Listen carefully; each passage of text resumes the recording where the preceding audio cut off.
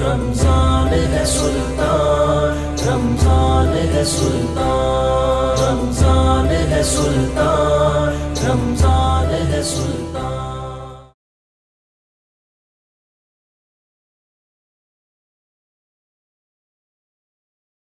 أعوذ بالله من الشيطان الرجيم.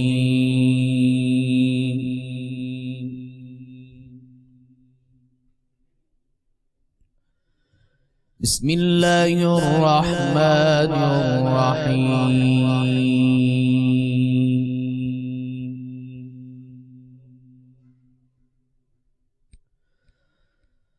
إن للمتقين مفازا حدائق وأعنابا وكواعب أترابا.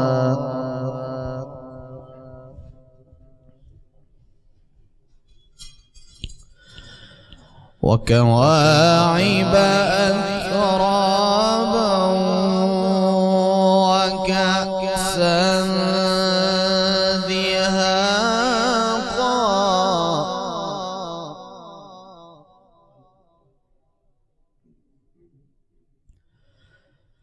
لا يسمعون فيها لغوا ولا كذابا جزاء من ربك عطاء حسابا.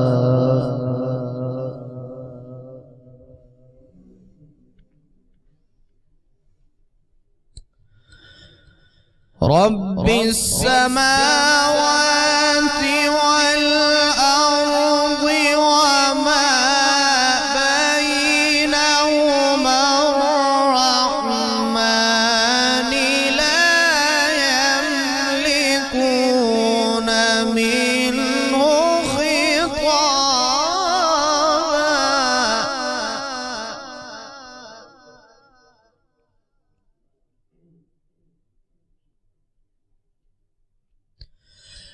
يوم يقوم الروح والملائكة صفا لا يتكلمون إلا من أذن له الرحمن وقال صوابا.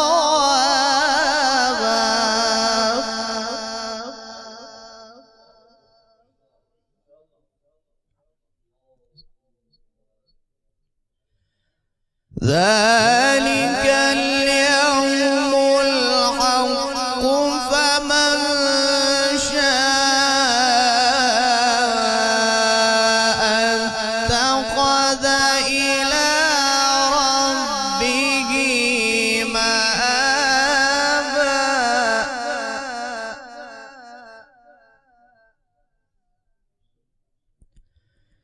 إنا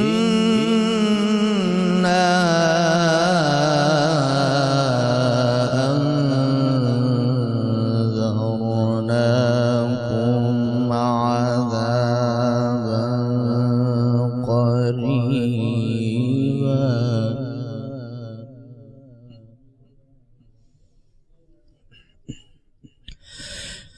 إنا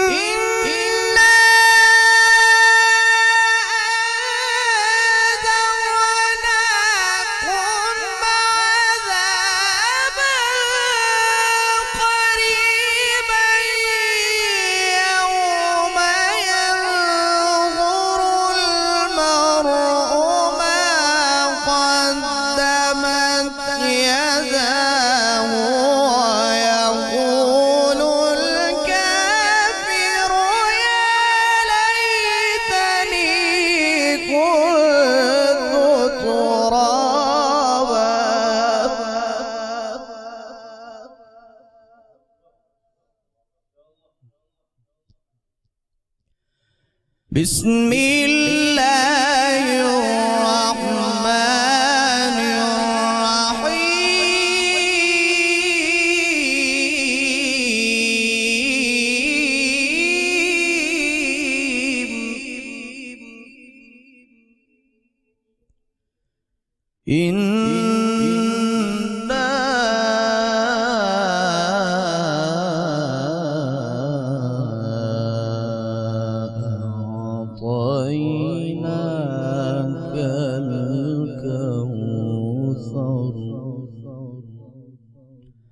فصل لربك وانحر إن شانئك هو الأبتر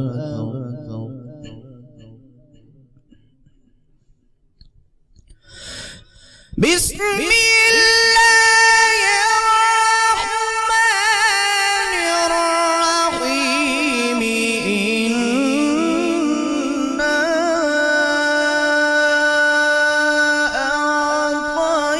أعطيناك الكوثر فصل لربك وانحر إن شانئك هو الأبتر فصل لربك وانحر إن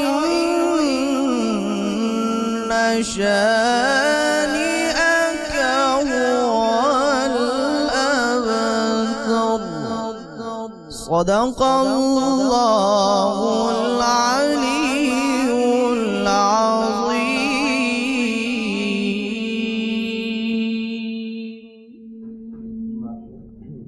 بسم اللہ الرحمن الرحیم۔ بے شک در والوں کو کامیابی کی جگہ ہے، باغ ہیں اور انگور اور اٹھتے جوبن والیاں ایک عمر کی اور چھلکتا جام، جس میں نہ کوئی بیہودہ باتیں سنے اور نہ جھٹلانا۔ صلہ تمہارے رب کی طرف سے نہایت کافی عطا، وہ جو رب ہے آسمانوں کا اور زمین کا اور جو کچھ ان کے درمیان ہے، رحمان کہ اس سے بات کرنے کا اختیار نہ رکھیں گے۔ جس دن جبریل کھڑا ہوگا اور سب فرشتے پرا باندھے، کوئی نہ بول سکے گا مگر جسے رحمان نے اذن دیا اور اس نے ٹھیک بات کہی، وہ سچا دن ہے۔ اب جو چاہے اپنے رب کی طرف راہ بنا لے، ہم تمہیں ایک عذاب سے ڈراتے ہیں کہ نزدیک آ گیا۔ جس دن آدمی دیکھے گا جو کچھ اس کے ہاتھوں نے آگے بھیجا، اور کافر کہے گا ہائے میں کسی طرح خاک ہو جاتا۔ وآخر دعواہم ان الحمدللہ رب العالمین۔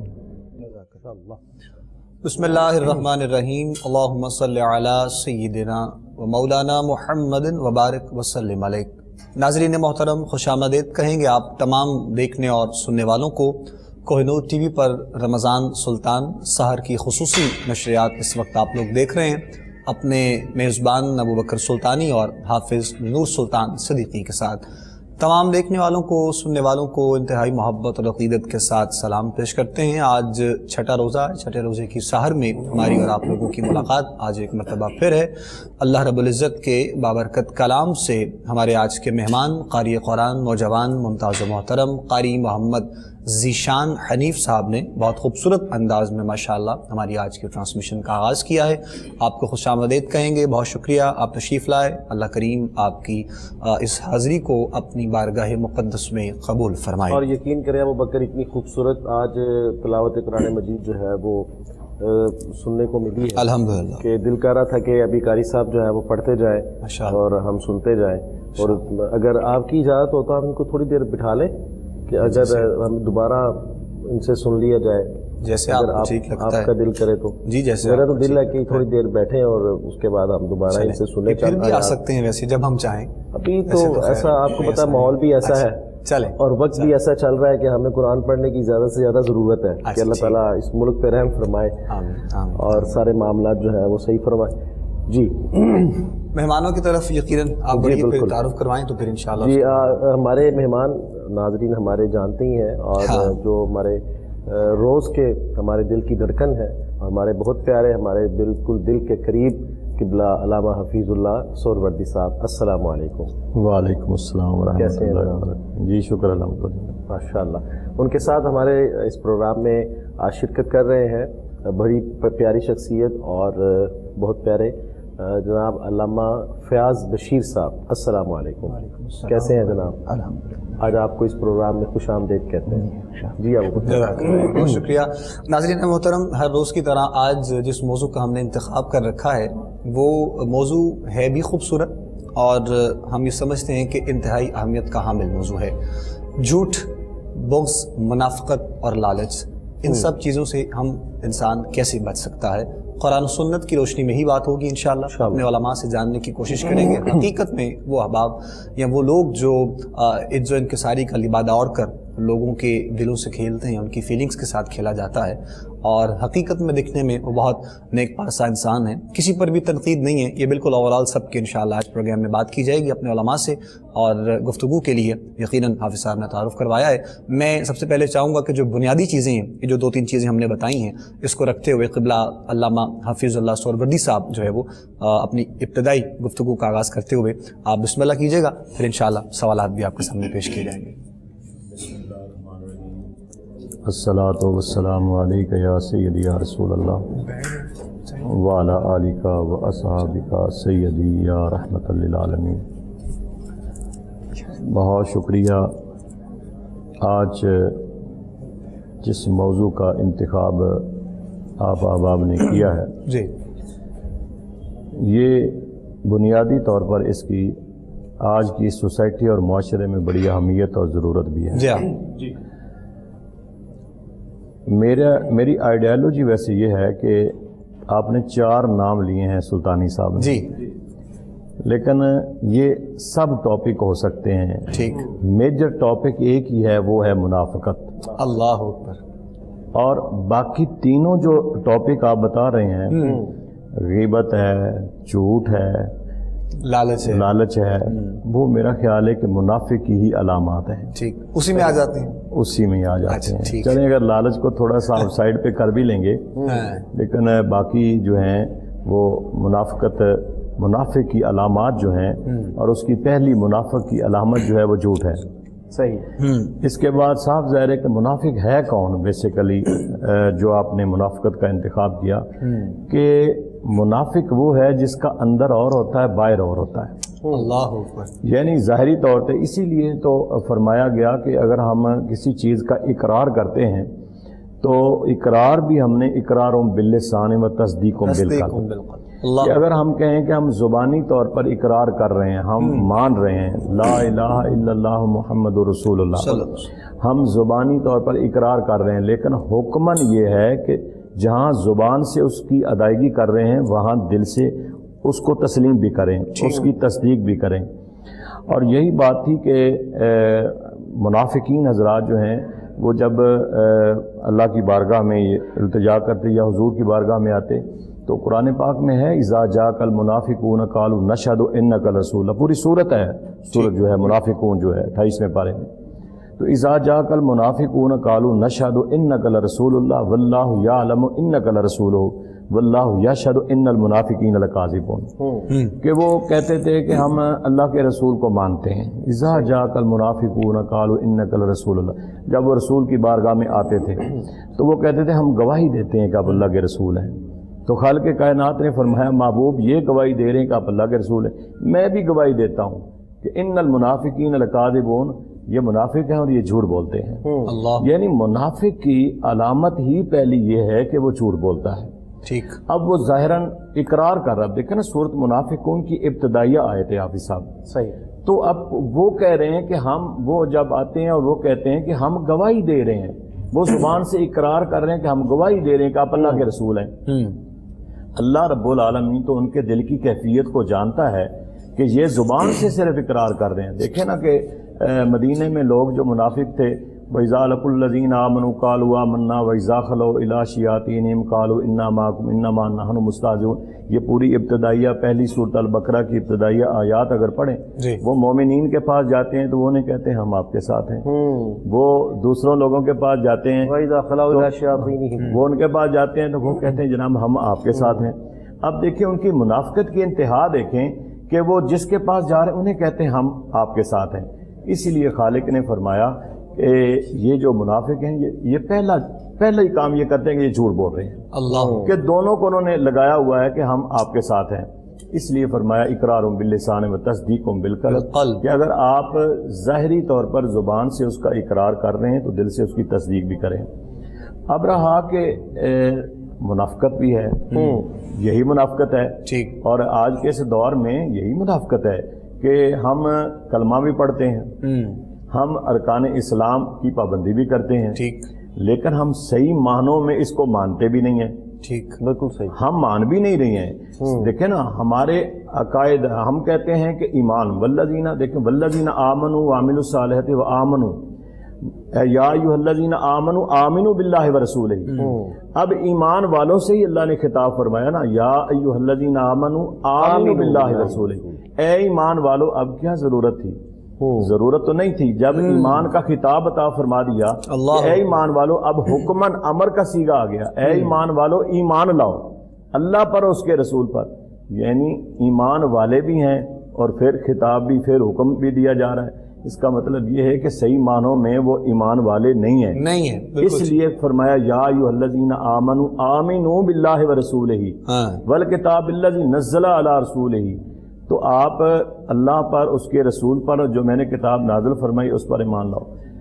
रहा जब मुनाफ़िक़त की अलामात देखें तो उसमें सबसे पहली अलामत तो झूठ है। ठीक, अब देखें ना, इंसान अगर अपने आप को दुरुस्त करना चाहे, और झूठ के बारे में बड़े बड़े बाब बांधे हुए हैं, बेशुमार रवायात मौजूद हैं। ये इतना यानी कबायर गुनाह में से ये झूठ भी है, जिसको आज हम समझते हैं कि बड़ा मामूली सा चीज़ है, अपनी जुबान से कहना भाई ये काम कर दो, भाई झूठ बोल लिया। लोग समझते हैं, कलमा गो समझते हैं कि ये बड़ा एक छोटा सा अदना सा जो है ना ये एक गुनाह है। हालांकि गुनाह कबीरा में झूठ आ जाता है कि इस झूठ की वजह से आप हर चीज को तबाह करने के लिए तैयार हो जाते हैं। झूठ की वजह से आप अपने दूसरे मुसलमान भाई को नुकसान दे रहे होते हैं। झूठ की वजह से आप अपना घर तबाह कर रहे होते हैं। झूठ की वजह से आप सौदा जो है वो सस्ता लेकर महंगे दामन बेच रहे होते हैं। स्टेप बाय स्टेप हम झूठ की तरफ जा रहे होते हैं। और जब इतना हम झूठ बोलते हैं, झूठ तुम्हारे ईमान की कैंची है कि जितना हम झूठ बोलते जाते हैं हमारा ईमान कमजोर और वीक होता जाता है। अल्लाह, इसीलिए इतनी वईद फरमाई गई कि अगर इंसान चाहे कि मैं अपने आप को दुरुस्त कर लूँ तो वो झूठ बोलना छोड़ दे, क्योंकि झूठ तुम्हारे ईमान की कैंची है। जैसे जैसे आप झूठ, और फिर मुनाफिक को तो आप कह ही नहीं सकते हैं, क्योंकि मुनाफिक की तो पहली अलामत ही झूठ है। ठीक, जब तक वो झूठ ना बोले उस वक्त तक तो आप उसको मुनाफिक कह ही नहीं सकते हैं, क्योंकि उसकी अलामत है।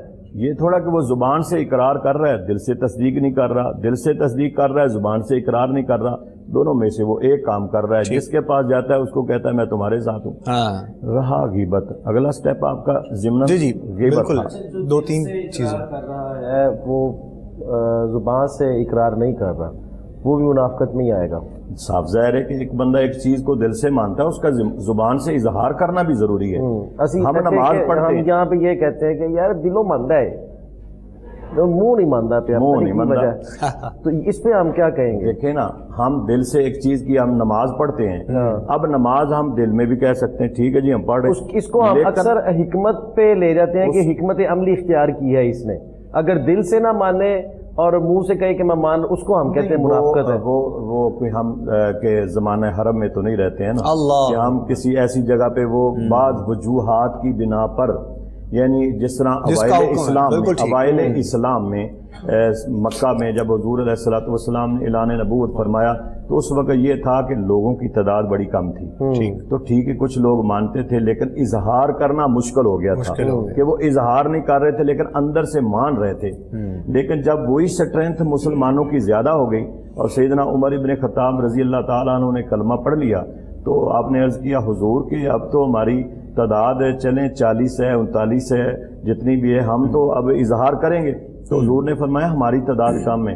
عرض کیا حضور عمر نے کلمہ پڑھ لیا، آج ہم اس کا اظہار کریں گے. اللہ.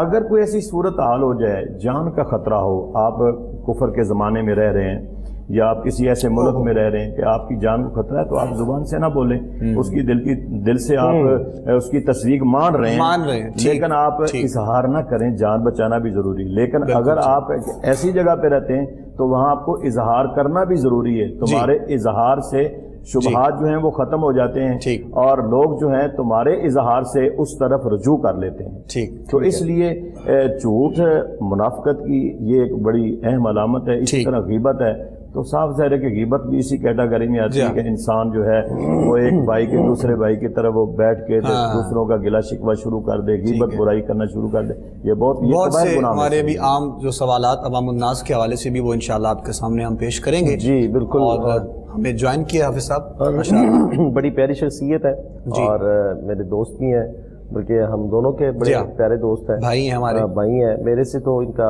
بڑا بچپن کا تعلق ہے اور بچپن سے ہی ہم لوگ نعت خوانی اکٹھے ہی کیا کرتے تھے.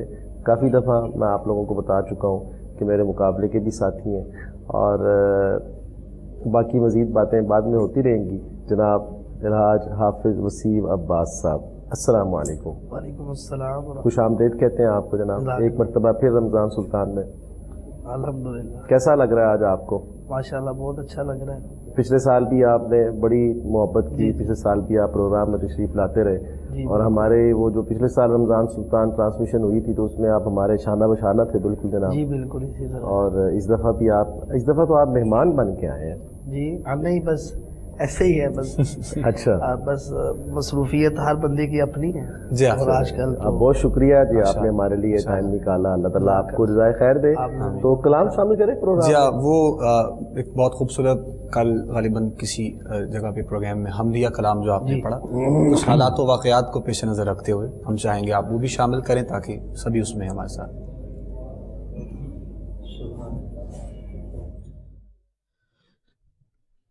گناہ ہو گئے بے بہا میرے مولا، کرم کر دے ہے تجا میرے مولا. ہے بندہ بہت ہی برا میرے مولا، کرم کر دے ہے تجا میرے مولا.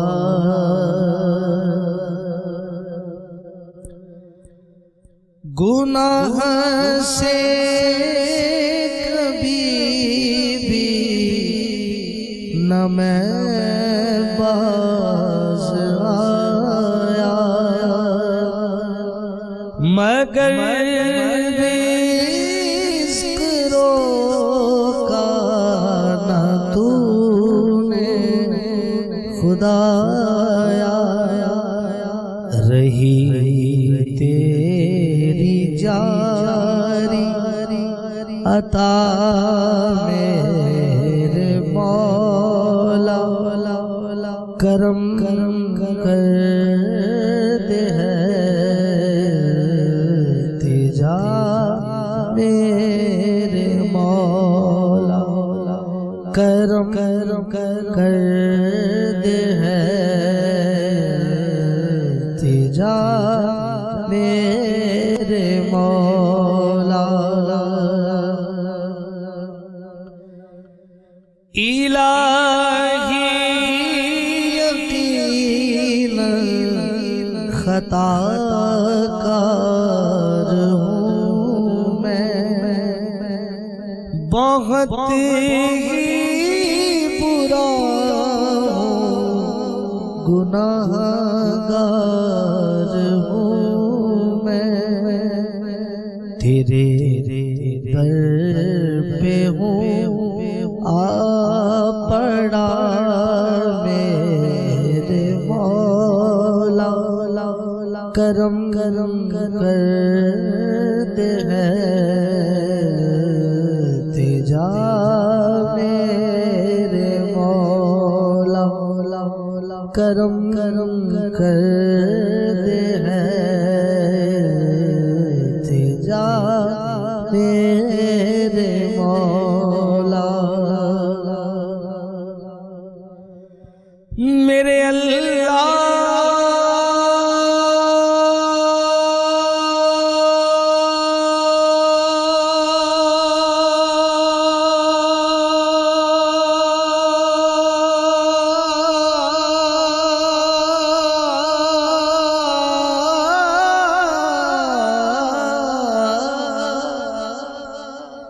ابھی اور کتنے بنیں گے فسانے، دھماکے اجاڑیں گے کتنے گھرانے، ہو اب ختم یہ سلسلہ میرے مولا، کرم کرتے ہیں تجا میرے مولا۔ گئے گھر سے پھر لوٹ کر ہی نہ آئے، کئی لال ماں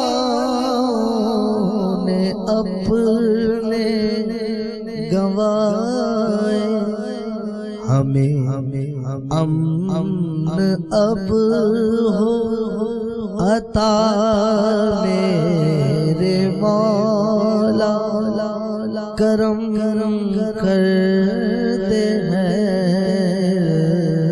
تجا میرے مولا۔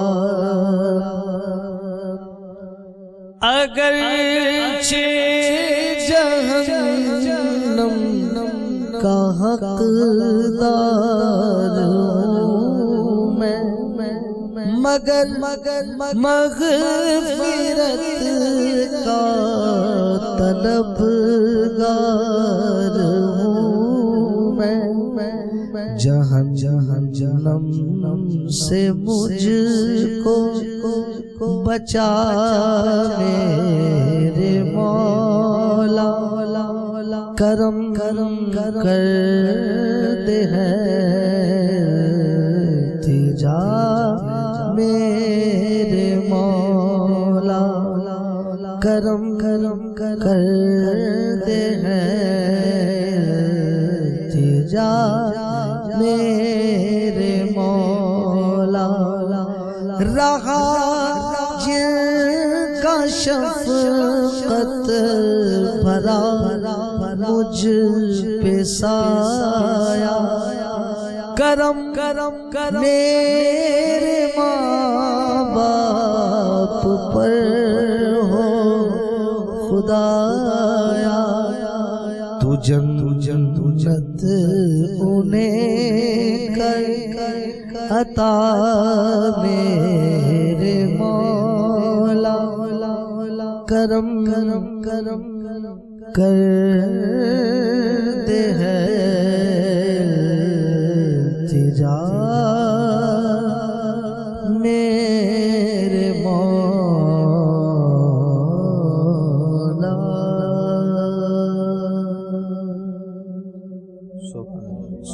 سبحان اللہ جی، خوبصورت کلام پاک جناب حافظ محمد وسیم عباس صاحب اپنے مالک کے حضور التجائیہ کلام پیش کرنے کی سعادت حاصل کر رہے تھے۔ اس ماہ مبارک کا صدقہ مالک کائنات तमाम आलम इस्लाम पर अपना ख़ास करम और अपना फ़ज़ल फरमाए। आमीन। मौजू की जानिब बढ़ते हैं और हज़रत अल्लामा हफ़ीज़ुल्लाह सोहरवर्दी साहब ने गुफ्तगू के आगाज़ में माशाअल्लाह जो आपके सामने सवाल पेश किया गया आज के मौजू के हवाले से, आपने इब्तदाई जुमलों में उसकी वजाहत की है। अल्लामा फ़याज़ बशीर साहब की जानिब हम बढ़ते हैं, हमारे आज के मेहमान हैं। हज़रत गुफ्तगू को मज़ीद कंटिन्यू करते हुए जहाँ पर क़िबला सोहरवर्दी साहब ने अपनी गुफ्तगू को समेटा है और आपने फरमाया कि बुग़्ज़ है, लालच है, झूठ है, ये सभी मुनाफिकीन के अंदर जो है वो शामिल हो जाते हैं। तो कुरान इनके बारे में क्या कहता है? और जगह जगह पर हम लोग बहुत रिलैक्स होकर ये सब चीज़ें जो उसको हम इस्तेमाल करते हैं, तो हुक्म बंदा मोमिन के लिए कुरान की तरफ से क्या है, इस पर आप वजाहत फरमाते हैं रोशनी। बिस्मिल्लाह। जी, बिस्मिल्लाहिर्रहमानिर्रहीम। सबसे पहले तो मैं अपना मोहतरम अबू बकर साहब आपका और हाफिज़ नूर सुल्तान साहब का शुक्रिया अदा करता हूँ, आपकी मोहब्बत, और कोह नूर की पूरी टीम का शुक्रिया अदा करता हूँ जिन्होंने रमज़ान की इन पुरनूर सातों में इस मुबारक नशिस्त में हाज़िरी का हमें मौका फराहम किया। जहाँ तक अल्लामा साहब ने बात की है कि मुनाफिकत दुरंगी का नाम है, यानी दिल में कुछ होता है और ज़ाहिर में कुछ होता है। ठीक, अगर हम कुरान और हदीस की रोशनी में देखें तो कुरान मजीद ने स्पेसिफ़िक मुनाफिक के लिए एक लफ्ज़ यूज़ किया है, वो कि वो भी दुरंगी है। ठीक, मगर असलन कुरान और हदीस की रूह से मुनाफिक उसे कहते हैं जिसके दिल में हुज़ूर अलैहिस्सलाम की मोहब्बत का चराग ना हो, अल्लाह हुज़ूर अलैहिस्सलाम के साथ उसे मोहब्बत ना हो। लेकिन ना आका अलैहिस्सलाम की ज़ात ऐसी है कि जो हुज़ूर के ज़्यादा करीब होता है अल्लाह के ज़्यादा करीब होता है। जो अल्लाह के ज़्यादा करीब होता है यकीनन उसके दिल में दुनिया की मोहब्बत ख़त्म होती है। सुभान, ये झूठ हो गया और दीगर तमाम चीज़ें जितनी भी हैं इसके साथ आ जाती हैं, वो सारी की सारी दरअसल लालच दुनिया होती है, वो पैदा करती है। इसलिए कुरान मजीद ने जो मुनाफिक की तारीफ़ की है वो ये है, फरमाया वइज़ा क़ील लहुम, जब इनसे कहा जाता है तालो कि आओ इला मा अंज़लल्लाह, उसकी तरफ जो अल्लाह ने नाजिल किया। अब यहाँ ये बात समझनी चाहिए कि अल्लाह के नाजिल करदा में कुरान भी है, ठीक, अल्लाह के नाजिल करदा में शरीयत भी है, और पूरा दीन और इस्लाम सब अल्लाह ने नाजिल किया है। दूसरा साथ कुरान मजीद ने कहा व इलर रसूल, और रसूल की तरफ आओ, यानी दावत दो दी जा रही है। एक क्या है, अल्लाह, उसके दीन, उसकी शरीयत, उसके पैगाम की तरफ आओ, और दूसरी अलग से दावत हुजूर अलैहिस्सलाम की तरफ दी जा रही है कि रसूल की तरफ आओ। अब यहाँ कुरान मजीद ने लफ्ज़ मुनाफिक इस्तेमाल किया, फरमाया राइतल मुनाफिकीना, ए मेरे महबूब सल्लल्लाहु अलैहि वसल्लम, आप मुनाफिकों को देखेंगे यसुद्दूना अनका, ये कहना कि जब आपका जिक्र आता है तो आपके जिक्र पर वो क्या करते हैं, अनका सुदूदा, वो अपनी गर्दनों को झटक के चले जाते हैं। माना क्या हुआ कि अल्लाह की तरफ आना चाहते हैं, रसूल अपना दावत इस्लाम की तरफ भी आना चाहते हैं, दीन की तरफ भी आना चाहते हैं। जहाँ बात आका अलैहिस्सलाम की ज़ात की आ जाती है वहाँ मुनाफिकत ये है कि वो हुजूर अलैहिस्सलाम की ज़ात से उनका क़ल्बी ताल्लुक़ नहीं होता, अदब का, मोहब्बत का, वो क़ल्बी ताल्लुक़ नहीं होता। जैसे अल्लामा साहब ने भी जो पहली सूरह अल मुनाफिकीन की जो आयत मुबारक पढ़ी तो उसमें भी ये बात जो की गई है कि वो रसूल की तरफ नहीं आते। ज़ुबान से अल्लाह की भी शहादत देते हैं, ज़ुबान से रसूल की शहादत देते हैं, लेकिन जब उन्हें कहा गया कि आओ तुम्हें अब हुजूर की बारगाह में पेश करते हैं, तो उनका रईसुल मुनाफिकीन जो था अब्दुल्ला बिन उबई, उसने कहा जी उनके कहने पर मैंने नमाज भी पढ़ी है, उनके कहने पर मैंने काबे को सजदा भी कर लिया है, उनके कहने पर हज भी करता हूँ, उनके कहने पर रोज़े भी रखता हूँ, तो अब क्या उन्हें सजदा करूँ? ये कैफियत है कि उसका दिल हुजूर के साथ नहीं था। पहली बात ये, यहाँ मैं अर्ज ये करना चाहता हूँ कि जहाँ मोहब्बत रसूल नहीं होती अक्सर मुनाफिकत वहीं आती है, अल्लाह, और वो दुरंगी हो जाती है। सुभान अल्लाह। और जहाँ मोहब्बत रसूल ना आए वो दिल दुनिया का फिर ख्वाहिशमंद हो जाता है, दुनिया की हिर्स, دنیا کی لالچ، دنیا کی تما، اور جب دنیا کی ہرس لالچ تما بندے میں آ جائے تو پھر وہ درنگی اختیار کرتا ہے، اللہ، وہ طلب بڑھ جائے، طلب بڑھتی ہے، وہ جھوٹ بولتا ہے، وہ دھوکے دیتا ہے، وہ سارے کام کرتا ہے۔ بالکل ٹھیک۔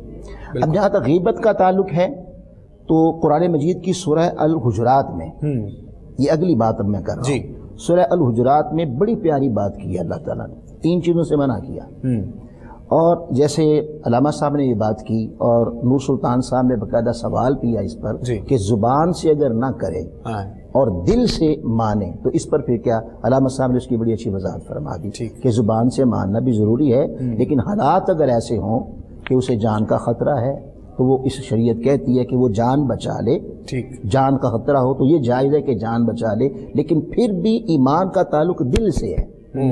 اب جتنی آپ نے باتیں رکھی ہیں، جھوٹ لے لیں اس میں منافقت لے لیں، اس میں جتنی بھی باتیں آ جاتی ہیں وہ ساری، ان سب کا تعلق دل سے ہے، ان کا تعلق زبان سے نہیں ہوتا، ٹھیک، وہ ساری چیزیں دل سے ہے۔ جب بندہ اب آپ کے ذہن میں سوال پیدا ہوگا، بھئی زبان سے نہیں ہوتا، جھوٹ تو زبان سے بولتا ہے، جھوٹ تو زبان سے بولتا ہے، تو دراصل بات یہ ہے کہ جس سے جھوٹ بول رہا ہوتا ہے اسے اس کے دل کا نہیں پتا ہوتا، وہ بات وہ کر رہا ہوتا ہے جو اس کے دل میں اور ہے، زبان کچھ اور کہتی ہے۔ اس درنگی کا نام ہی منافقت ہے، اور یہ درنگی ہی دراصل انسان کے اندر پھر جھوٹ بھی پیدا کرتی ہے، پھر غیبت بھی پیدا کرتی ہے۔ اب آپ کہیں گے بھی غیبت وہ تو زبان سے پیدا ہوتی ہے اور ہم کہہ رہے ہیں کہ اس کا تعلق دل سے ہے، تو غیبت بھی دراصل کی تعریف یہ ہے کہ اس کی جائے جو وہاں موجود ہی نہیں ہوتا۔ بالکل ٹھیک۔ اب وہ موجود نہیں ہے، بات اس کی ہو رہی ہے، لیکن سننے والے کو کیا خبر کہ دل میں کیا ہے، دل میں وہ اس کی برائی چاہتا ہے، دل میں وہ اس کے سنانے والوں کے دل میں اس کی نفرت پیدا کرنا چاہتا ہے۔ بالکل ٹھیک۔ اب میں بنیادی بات آپ کو قرآن مجید کا اصول دے دیتا ہوں، یہاں پہ چھوٹی سی ایک بات علامہ صاحب میں کرنا چاہتا ہوں۔ ہمارا جو آج کل ماحول ہے، ماحول کے مطابق ہی میں یہ بات ہمیں سننے کو ملتی ہیں، تو میں وہی آپ کے ساتھ کر رہا ہوں کہ بڑے ہی محبت بھرے الفاظوں میں ہم دوسرے کو سمجھا دیتے ہیں کہ وہ بندہ کیسا ہے۔ اس کو ہم کیا کہیں گے کہ یعنی کہ تعریفی جملے اس انداز میں ہم کہہ رہے ہوں گے کہ وہ ہم نہیں کہیں، سمجھ گئے ہو نا؟ اگر ہم نہ بھی سمجھائے تو بعد میں دوسرے بندے کو اس کے جانے کے بعد کہیں دیکھا نا یہ کی کہہ رہے ہیں، تو یہ گل سمجھا کہ نہیں سمجھا؟ جی ہاں، آپ اس کو کیا کہیں گے؟ یہ کون سا معیار ہے، کون سا درجہ ہے غیبت کا؟ نہیں، اصل میں یہ ہے نا کہ جب آپ کوئی بندہ کسی کی غیبت کرتا ہے نا، غیبت تو چونکہ وہ موجود نہیں ہوتا اور جس سے کر رہا ہوتا ہے، جس سے غیبت کر رہا ہوتا ہے، ظاہر ہے وہ اس کو غیبت میں دراصل تعریف نہیں ہوتی، ٹھیک ہے، غیبت میں اس کی برائی ہوتی ہے۔ اور یہ بھی یاد رکھنا کہ غیبت اصلاً سچ ہوتا ہے، لیکن آپ میرا سوال سمجھ گئے ہیں؟ وہ بات بندہ تعریفاً وہ جو کر رہا ہوتا ہے، وہ جس کو ہم کہتے ہیں وہ تچکریاں لانا، ٹانٹنگ کہہ لیں آپ اس کو، ٹونٹ کرنا، وہ میں بتاتا ہوں، اس کو خوشامد کہہ سکتے ہیں، کیونکہ غیب موجودگی تو غیبت تبھی بنے گی کہ اس کی تعریف نہ کرے۔ اگر تعریف کرتا ہے تو غیبت بنتی نہیں، کیونکہ غیبت کی تعریف ہی یہ ہے کہ وہ اس لیے اس کے ایسے کلمات کہے جو اس کے دل میں، سننے والے کے دل میں اس کی نفرت پیدا کرے۔ اب نفرت اسی صورت میں ہوگی کہ وہ تعریفی کلمات نہ کہے، بلکہ اس لیے کہ کوئی ایسے کلمات، مثال کے طور پہ وہ اس نے کہا کہ اس نے کام کیا یہ والا، تو آگے سے ایک بندہ ہاں بہت اچھا کام کیا، بہت اچھا کام کیا، اب وہ بھی سمجھ گیا اگلا بندہ کہ کس ٹون میں کہہ رہا ہے کہ بہت اچھا کام کیا ہے، تو اس کو کیا کہیں گے ہم؟ اس کو کیا اگر تو دیکھیں ظاہراً وہ ایک کہتے ہیں نا، جیسے اس نے لفظ کیا ٹانٹیاں لگانا یا ہوٹنگ کرنا، ہوٹنگ کے انداز میں کرنا، تو پھر دونوں ہی انتہائی مجرم ہوں گے، اچھا، کرنے والا بھی اور سننے والا بھی، کیونکہ سننے والا خود چاہتا ہے کہ اس کی اس طرح کی غیبت کی جائے اور اس کا معاشرے میں مقام گڑے۔ ہوئی تو غیبت ہی نا، یہ بھی ہوگی غیبت کے درجے میں آیا نا، یہ بھی اوپر والے درجہ آ گیا نا۔ اچھا، جی، پہلا درجہ تو تھا کہ وہ ایک بندہ تھا، اب جس طرح آپ فرما رہے ہیں کہ وہ بھی آگے سے اس کو کہتا ہے ہاں جی ہاں ایسا ہے، یا اچھا اس کے تعریف، یعنی انداز تعریف کا کر رہا ہے اور اصلاً اس کی نفرت پیدا کر رہا ہے، بالکل، تو یہ اس سے بھی زیادہ گمبھیر اور کبھی فیل ہو جاتا ہے۔ اب یہ ہمارے درمیان عام ہے، یہ ہمارے جتنی بھی دیکھ لیں، کوئی بھی فیلڈ لے لیں آپ، تو اس میں آج کل یہ عام بنا ہوا ہے، کسی بھی گیدرنگ میں ہماری تو یعنی کہ ہمارے ہاتھ میں مائک ہوتا ہے ہر ٹائم، تو کوئی بندہ مائک پہ بھی آ کے کہہ دیتا ہے ایسی باتیں جو سمجھنے والے سمجھ جاتے ہیں، آپ بھی جانتے ہیں۔ لیکن ہمارے ہاں عام ہے، دراصل غیبت تک پہنچنے کے لیے اسے پہلے 2 سٹیپ سے گزرتا ہے، اسے قرآن مجید نے بیان کیا۔ میں عرض کر رہا تھا سورہ حجرات میں اللہ پاک نے فرمایا پیچھے زبان کی بات ہے پچھلی آیت میں، اس آیت میں چونکہ غیبت، جھوٹ، منافقت یہ سب کا تعلق دل سے ہے، بے شک وہ زبان سے کر رہا ہے لیکن اس کے دل میں ہوتی ہے بات۔ ٹھیک۔ اب قرآن میں جتنے کہا یا ایھا الذین آمنوا، اے ایمان والو، اجتنبوا کثیرا من الظن، یہاں سے سارا بگاڑ شروع ہوتا ہے کہ خبردار بدگمانی نہ کرو۔ اب جب بدگمانی بندہ کرتا ہے تو بدگمانی کا معنی یہ ہوتا ہے، گمان اسے کہتے ہیں جسے آپ جانتے نہیں، مثلا نور سلطان صاحب بیٹھے ہیں میرے سامنے، ٹھیک ہو گیا، یا ابو بکر صاحب بیٹھے ہیں، یا علامہ صاحب ہیں، لوگ ان کی عزت کرتے ہیں، ماشاءاللہ اچھے نعت خواں ہیں، ان کے ساتھ میرا ایک پروگرام وہاں شاید انہیں یاد نہیں ہے عمان میں بھی ہوا تھا، تو وہ مطلب عزت ہے۔ ٹھیک۔ اب میں آپ کو بدگمانی، اس وقت جو آپ نے بات کی نور سلطان صاحب نے، سارا معاشرہ بدگمانی کی بنا پر غیبتیں، جھوٹ اور منافقت کے اندر ڈوب رہا ہے۔ وہ کیا ہے؟ مثال کے طور پہ ان کی عزت ہے۔ بدگمانی کسے کہتے ہیں؟ یہ بات یاد رکھ لیں کہ یہ خود ساختہ خیال ہے بدگمانی، ٹھیک ہے۔ گمان کہتے ہی اسے ہیں کہ آپ کو حقیقت کا پتہ نہ ہو۔ اب نور سلطان صاحب تھے، علامہ صاحب تھے، لوگ ان کی عزت کرتے ہیں، وہ کسی ایسی گلی سے گزر رہے تھے جہاں عام طور پہ نیک بندے نہیں جاتے۔ ٹھیک۔ اس صورت میں آپ کے ذہن میں دو خیال آئیں گے، اول یا آپ یہ سوچیں گے بھی بڑا نعت خواں بنا پھرتا ہے، بڑے علامہ صاحب بنے پھرتے ہیں، یہ دیکھو کہاں کھڑا ہے۔ اب یہ جو دیکھو کہاں کھڑا ہے نا، یہ اس کی اپنی سوچ ہے، ٹھیک، اس کا تو پتہ ہی نہیں وہ کیوں آیا۔ ٹھیک ہے۔ اب یہ دو سوچیں سوچ سکتا ہے، اول یہ کہے گا بھی بندہ ایسا نہیں ہے، حضور کا نعت خان ہے، بڑا ہے، ایسا بندہ نہیں ہے، کسی مجبوری، کسی ایمرجنسی کی وجہ سے اس گلی میں آ گیا۔ یہ ہے حسن ظن۔ صحیح۔ آقا نے فرمایا ایمان کی علامت یہ ہے کہ بندہ حسن ظن رکھے، یہ مومن ہونے کی علامت ہے۔ بدگمانی کیا ہے؟ آپ کہتے ہیں نہیں یہ آئی برائی کے لیے تھا، جب خود سوچ لیا تو اب کیا کریں گے؟ جھوٹ۔ اب اس کے پاس جائیں گے، ماشاءاللہ نور سلطان صاحب میں نے آپ کو دیکھا، یہ چیز کھڑیں گے، لیکن جو اس نے خود سوچا ہے غلط بات، وہ ان کی آ کے اب جسوسی کرنے لگا ہے کہ اپنی بات کی تصدیق کے لیے آ کے کہتا آپ بڑے اچھے، میں نے یہاں دیکھا سنا، سلطان صاحب آپ کو سلام کر لو۔ اب سلام کر کے اظہار چہرے سے، جیسے انہوں نے پہلے کچھ اور چہرے سے کر رہا ہے کہ میرے جیسا آپ کا جو ہے خیر خواہ یا آپ سے محبت کرنے والا کوئی بھی ہے ہی نہیں کوئی، اصلاً دل میں یہ آیا ہے لے کر، منافقت جسے کہہ رہے ہیں آپ، وہ لے کر آیا کہ یہ دیکھوں یہ یہاں آیا کیوں ہے، اور وہ بات مل جائے کوئی ایسی غلط، پھر اسے جا کے معاشرے میں تاکہ ان کی عزت نہ رہے، یہ پھر جا کے غیبت بن جاتی ہے۔ اللہ تعالیٰ نے وہ راستہ بند کر دیا، کیا؟ بدگمانی نہ کریں۔ سلطان صاحب آپ آج پورے معاشرے کو لے لیں، پورے معاشرے کے، میں نور ٹی وی کے توسط سے اور آپ کے توسط سے یہ بات قوم تک پہنچانا چاہتا ہوں، کیا سیاسی جماعتیں ہیں، کیا مذہبی جماعتیں ہیں، کیا پیر ہے، آپ ایک نجی زندگی سے لے کر قومی اور بین الاقوامی سطح پر لے جائیں، ہر بندہ بدگمانی کرتا ہے دوسرے کے خلاف۔ صحیح، اللہ صحیح، یعنی کوئی حقیقت نہیں ہے اس میں۔ آقا سے پوچھا گیا یا رسول اللہ صلی اللہ علیہ وسلم مجھے بتائیں میں کسی کے متعلق رائے کب قائم کروں کہ وہ اچھا ہے کہ برا ہے، وہ جیسے کہ الزام لگاتے ہیں کہ فلاں کرتا ہے فلاں کرتا ہے، کب رائے کروں؟ حضور نے فرمایا اس وقت رائے قائم کرو کسی سے سن کے نہیں، کسی سے سن کے نہیں، کسی کے متعلق رائے کم کرنی ہو تو اس وقت کرو جب تم سورج کی طرح اپنی آنکھوں سے نہ دیکھو۔ اللہ، اس میں کوئی حقیقت نہیں آپ نے فرمایا، لیکن اس میں حقیقت ہے جن طبقوں کا آپ نے نام لیا کہ سبھی بدگمان، سارے بدگمان، ایک دوسرے کے اوپر بدگمانی کے بعد بھی، دیکھنے کے بعد بھی اگر پھر بھی پردہ پوشی کا حکم ہے۔ ہاں آگے دیکھیں اب اگلی بات جو ہے، اگلی بات قرآن نے کہا پہلے بدگمانی نہ کرو، ان بعد الظن اثم، بہت بدگمانیاں بڑے گناہ ہوتے ہیں۔ اللہ، اب دیکھیں نا، میں ان کی اگر پیچھے جا رہا ہوں، دیکھ رہا ہوں یہ کیا کر رہے ہیں کیا کریں، ان کا کچھ نہیں بگڑا، صحیح، یہ اچھی بات کے لیے جزا پائیں گے، بری بات کے لیے آئے ہیں اللہ سے سزا پائیں گے، لیکن میرا باطن سارا تباہ ہو جائے گا، میرے اعمال سارے تباہ ہو جائیں گے، اس لیے اللہ پاک میں بدگمانی نہ کرو۔ اب قرآن یہ جو آپ بات نے کی ہے، انہوں نے پردہ پوشی کریں، قرآن نے اگلا لفظ بولا وَلَا تَجَسَّسُوا، بدگمانی کر لو گے تو کیا کرو گے؟ پھر تجسس رکھو گے، جسوسی کرو گے، پیچھے جاؤ گے، دیکھو گے کیا کرنے آیا تھا۔ خبردار لوگوں کی تجسس میں نہ پڑو، کون کیا کرتا ہے، کہاں آیا، تمہیں لوگوں پر تمہیں نگران بنا کے نہیں پیدا کیا. اللہ نہیں پوچھے گا وہ کیا کرتا ہے, اللہ کہے گا یہ بتا تو نے کیا کیا. اگلی بات کر دی کہ پردہ ڈال دو. جب پردہ نہیں ڈالے گا, پیچھے جائے گا, تو نور سلطان صاحب مجھے بتائیں انبیاء کے علاوہ کون ایسے لوگ ہیں کہ جن سے گناہ نہیں ہوتا؟ اللہ تو جو اس نے سوچا تھا بدگمانی میں کسی یہ گناہ ہوا ہے, وہ نہیں تو کوئی اور مل جائے گا.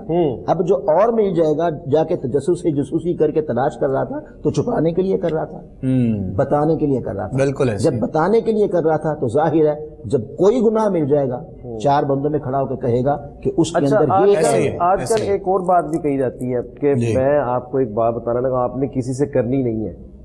جی ہاں, میں آپ بات بتانا, میں آپ کو بات کرنے لگا ہوں, تو آپ نے کسی سے کرنی نہیں ہے, تو اگلا بندہ کیا کہتا ہے, اس کا مطلب ہے کہ مجھے کرنی ہے. اس طرح یہ گفتگو ہوتی ہے کہ وہ اگلا اور اگلے کو پتا ہے کہ میں نے کرنی ہے. اس کے ذہن میں بدگمانی ساری زندگی. ہاں, اگلا بندہ کہتا ہے کہ جو آپ مجھے کہہ رہے ہیں کہ کرنی نہیں ہے, اس کا مطلب ہے کرنی ہے. اس سے کر بھی لیے اور ساری زندگی کے لیے اس کے ذہن میں بدگمانی پیدا بھی کرتی ہے, اور یہ بھی کنفرم ہے کہ پھر اس نے کرنی ہے. ہاں, پھر اس نے اگلے کو بھی کنفرم کر رہا ہے کہ تم نے یہ بات اس کے ساتھ جا کے کرنی ہے یا کہیں جو ہے وہ کرنی ہے آپ نے لازمی, کہ کرنی نہیں ہے کہ میں کروں آپ سے اور آپ آگے نہ کریں. دیکھیے یہاں میں ایک بڑی اچھی بات اپنا میرے ذہن میں آ گئی قرآن مجید کے اسی حصے سے, جیسے علامہ صاحب نے بھی کہا اور آپ نے بھی کہا کہ وہ اس نے کرنی ہوتی ہے. سب سے بڑی بندگی کا مقام اور ولایت کا یہی ہے کہ آپ کسی کی بات دیکھ کر بھی آنکھوں سے چھپا دیں. اللہ, یہ تو ہے نا, کرنی نہیں ہے, وہ بھی تو کر رہا ہے نا, خود کرنا ہے, اسے منع کر رہا ہے, کرنی نہیں خود کر رہا ہے. آپ کسی سے کو عیب چھپا دیں, بندہ عیب چھپا کر تخلا کو بھی اخلاق اللہ کے رنگ میں رنگ جاؤ, اللہ کے خلق اپناؤ. صبغت اللہ کا بھی ایک رنگ ہے. ومن احسن من اللہ صبغہ, اللہ کے رنگ سے بہتر کیا رنگ ہے, کس کا رنگ ہے؟ اور اللہ کا رنگ کیا ہے؟ وہ سب کچھ دیکھ کے بھی پردہ ڈال دے. اللہ خوبصورت گفتگو جاری ہے ساری ہے, اور اس کو ہم مزید کنٹینیو کریں گے انشاءاللہ. اور یہ پروگرام آپ لوگ حافظ نور سلطان آفیشیل پیج پہ, فیس بک پیج پہ آپ دیکھ رہے ہیں, اور انشاءاللہ آپ کے میں نے کل بھی کہا تھا کہ آپ سب کے نام جو ہیں وہ انشاءاللہ لیے جائیں گے, اور آپ کے میسیجز جو ہیں وہ بھی پڑھے جائیں گے آج. تو نعتوں کی فرمائشیں بھی ہیں, سوالات بھی آپ کے شامل کیے جاتے ہیں. کل بھی میں نے سوال شامل کیے تھے, اور بھی اگر آپ کے سوال ہوں تو آپ ہم لوگوں سے کر سکتے ہیں. انشاءاللہ آپ کے جو خوبصورت طریقے کے ساتھ جواب دینے کے لیے ہمارے علماء کرام یہاں پہ حاضر ہیں. تو بہت ہی اچھی بزم جا رہی ہے ہماری, تو ابوبکر اس میں اگر کلام شامل کر لیا جائے حافظ نصیر عباس صاحب کی موجودگی کا فائدہ اٹھاتے ہوئے. ضرور تو بسم اللہ.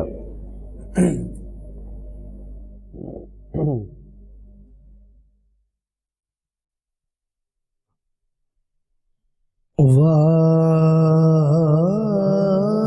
کیا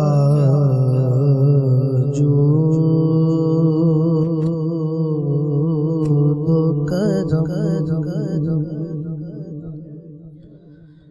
واہ کیا جو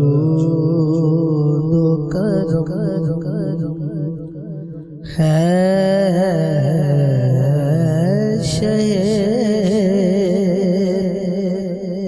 بتہا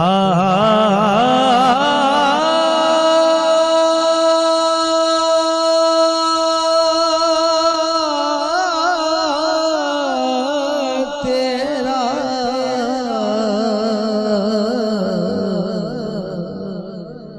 نہیں سنتا ہی نہیں مانگنے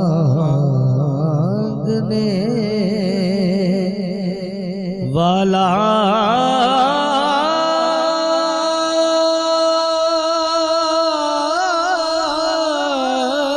تیرا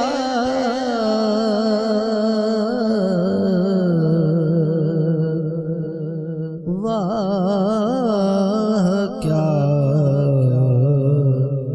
جو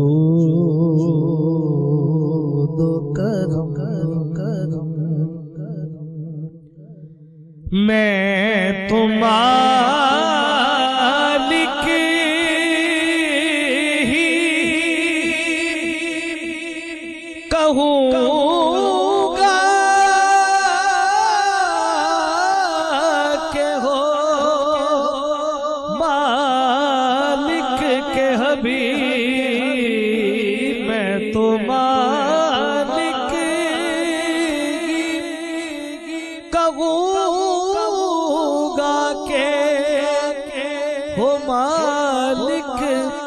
کے حبیب یعنی محبوب محب میں نہیں میرا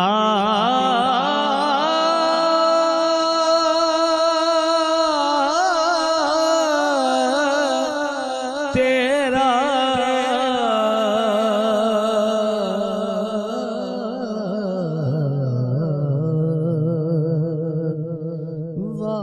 واہ کیا جو دو کرم مفت پالا تھا کبھی کام کی عادت نہ پڑے مفت پالا تھا کبھی کام کی عادت نہ پڑی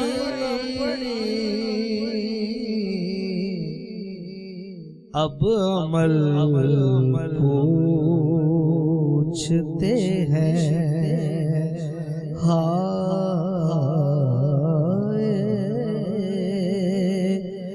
نکما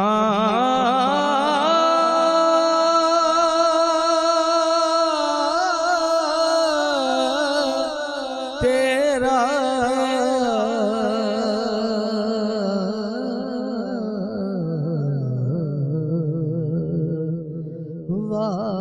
واہ کیا جو دو کرم تجھ سے در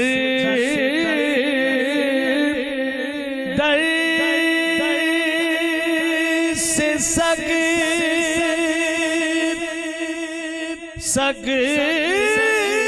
سے نسبت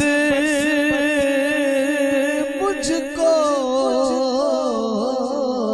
تجھ سے در سے سگ سے ہے نسبت مجھ کو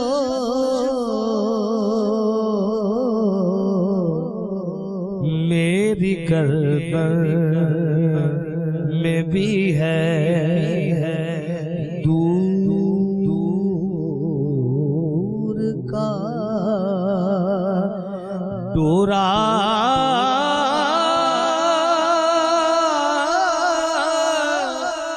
تیرا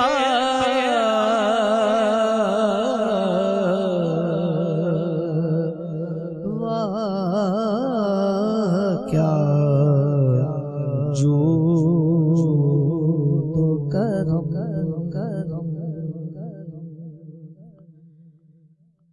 اس نشانی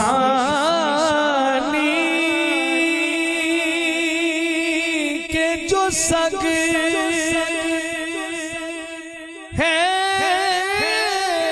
نہیں مارے جاتے اس نشانی کے جو سگ ہے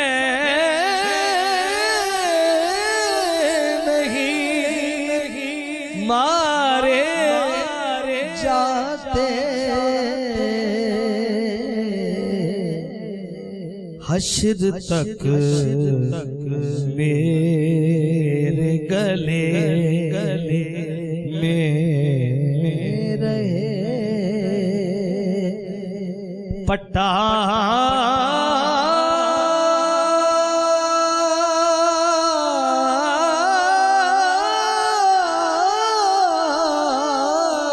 تیرا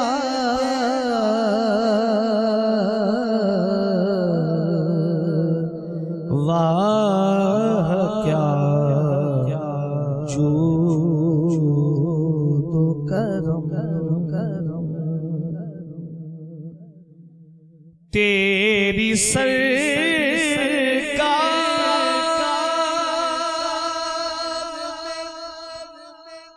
لاتا ہے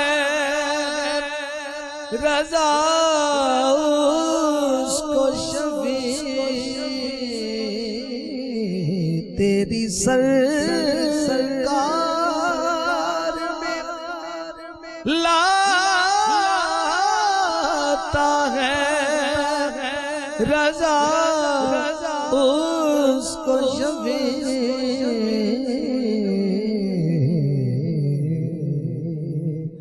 جو میرا غوث ہے اور لاڈلا بیٹا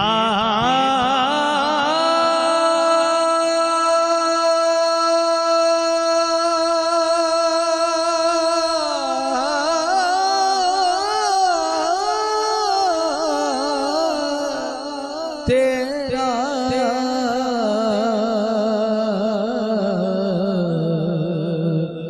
واہ کیا جود و کرم، میں تو مالک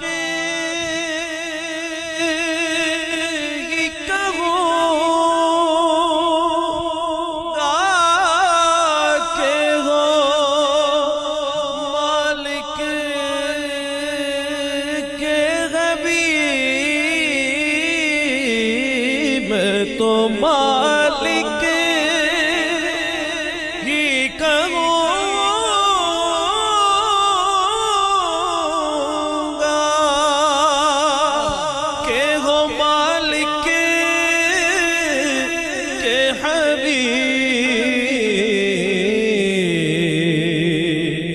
یعنی محبوب و محب میں نہیں میرا تیرا،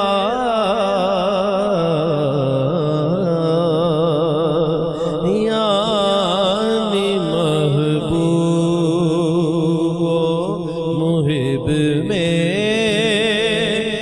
نہیں میرا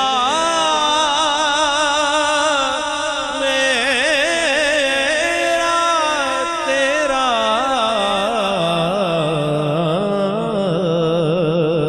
تیرے ٹکڑوں تیرے ٹکڑوں تیرے ٹکڑوں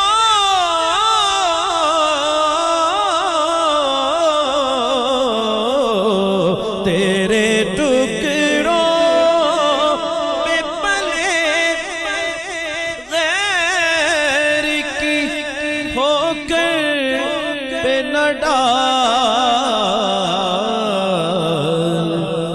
جھڑکیاں کھائے کہاں چھوڑ کے صدقہ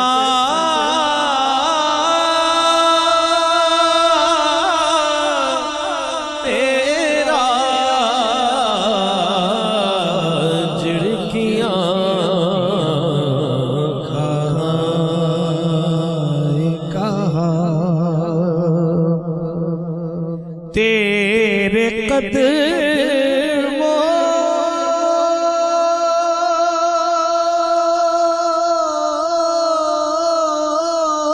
میں جو ہے غیر کا منہ کیا دیکھے، تیرے قدموں میں جو ہے غیر کا منہ کیا دیکھے،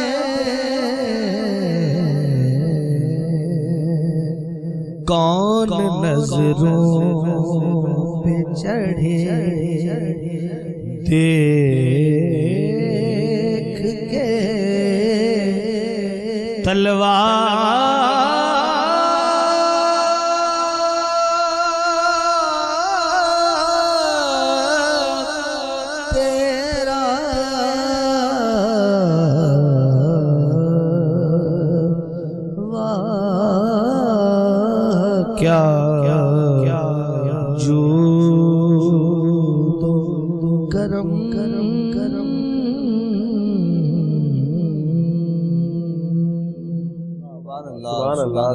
کیا ماشاءاللہ جی، واہ کیا جود و کرم ہے شہید تھا تیرا. آج تو حافظ صاحب آپ نے وہ پرانے جو مقابلے ہم کیا کرتے تھے تو اس میں یہ کلام بہت زیادہ پڑھا جاتا تھا، واہ کیا جود و کرم ہے شہید تھا تیرا، اور اسی پال کوس میں پڑھا جاتا تھا.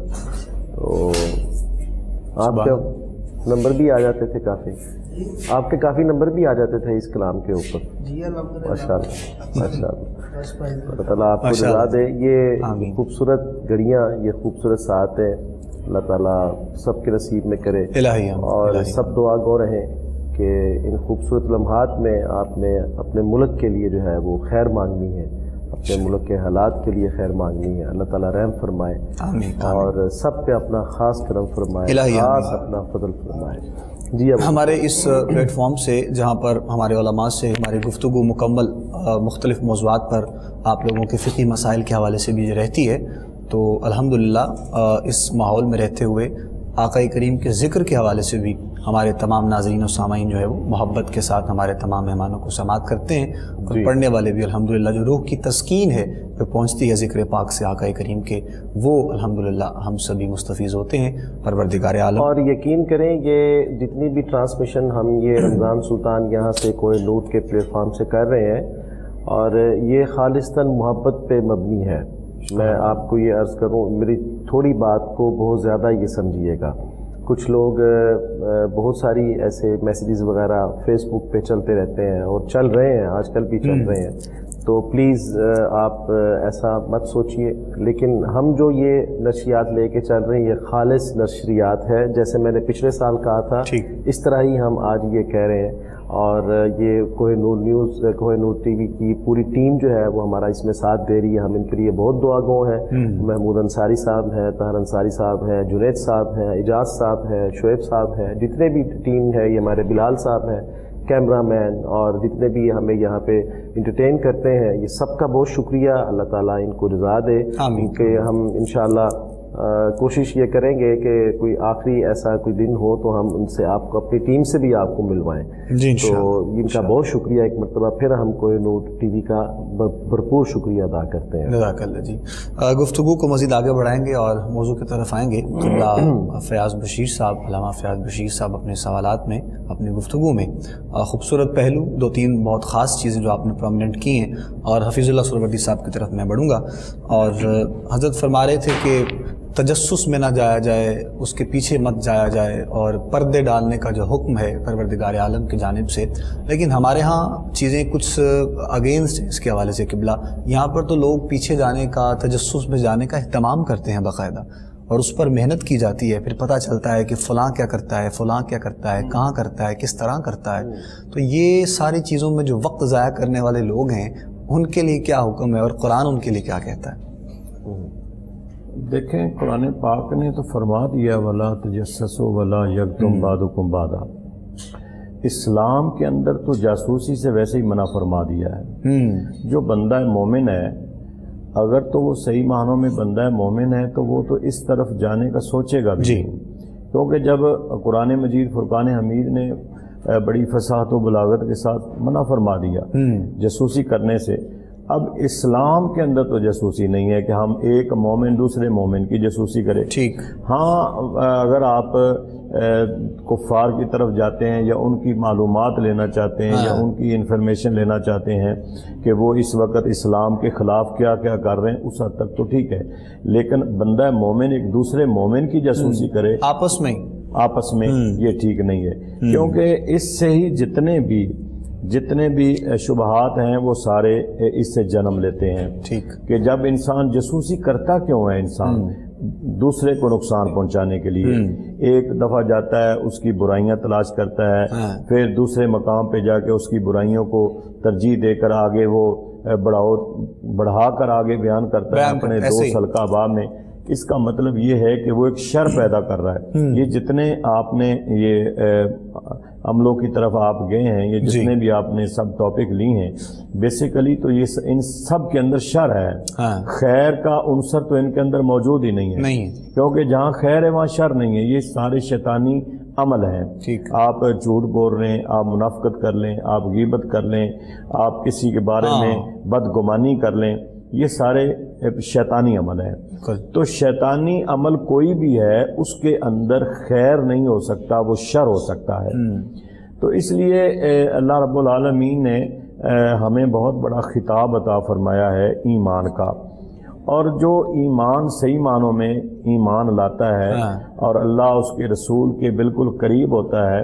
دیکھیں ہمارے اسلاف کی تاریخ موجود ہے، ہمارے اکابرین امت کی ہسٹری موجود ہے کہ جنہوں نے اپنے نفسوں پر قابو پا لیا اور اتباع مصطفیٰ میں اور اطاعت خدا میں اپنے آپ کو بالکل ضم کر لیا، حقیقت یہ ہے کہ وہ ان تمام برائیوں سے محفوظ رہ گئے.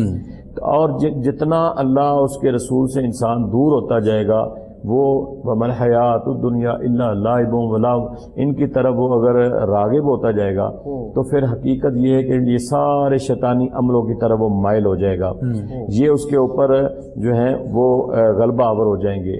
وہ بندہ جو ہے بندہ مومن وہ آہستہ آہستہ اپنے ایمان میں مرغوب ہوتا جائے گا، اپنا اس کا ایمان ویک اور کمزور ہوتا جائے گا، اور یہ شیطانی وسوسے شیطانی عمل جو ہیں اس کے اوپر غالب آتے جائیں.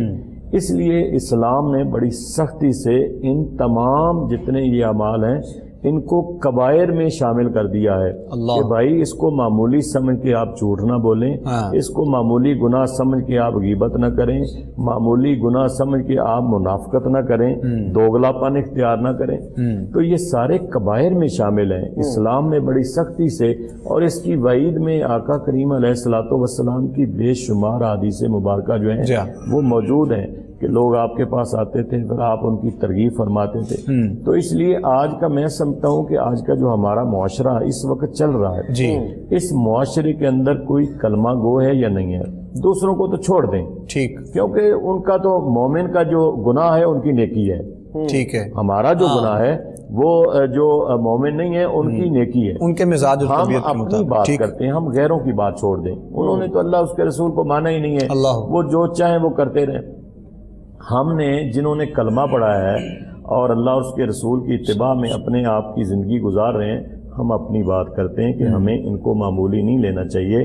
معاشرے کے اندر جتنی تباہ کاریاں آج موجود ہیں یہ بدگمانی کی وجہ سے ہیں. ٹھیک. اور بدگمانی ایک ایسا برا عمل ہے، ایسا گناؤنا فعل ہے کہ آپ یقین نہیں کر سکتے ہیں کہ اس چھوٹی سی بدگمانی کی وجہ سے پورا سسٹم اور معاشرہ تباہ ہو جاتا ہے.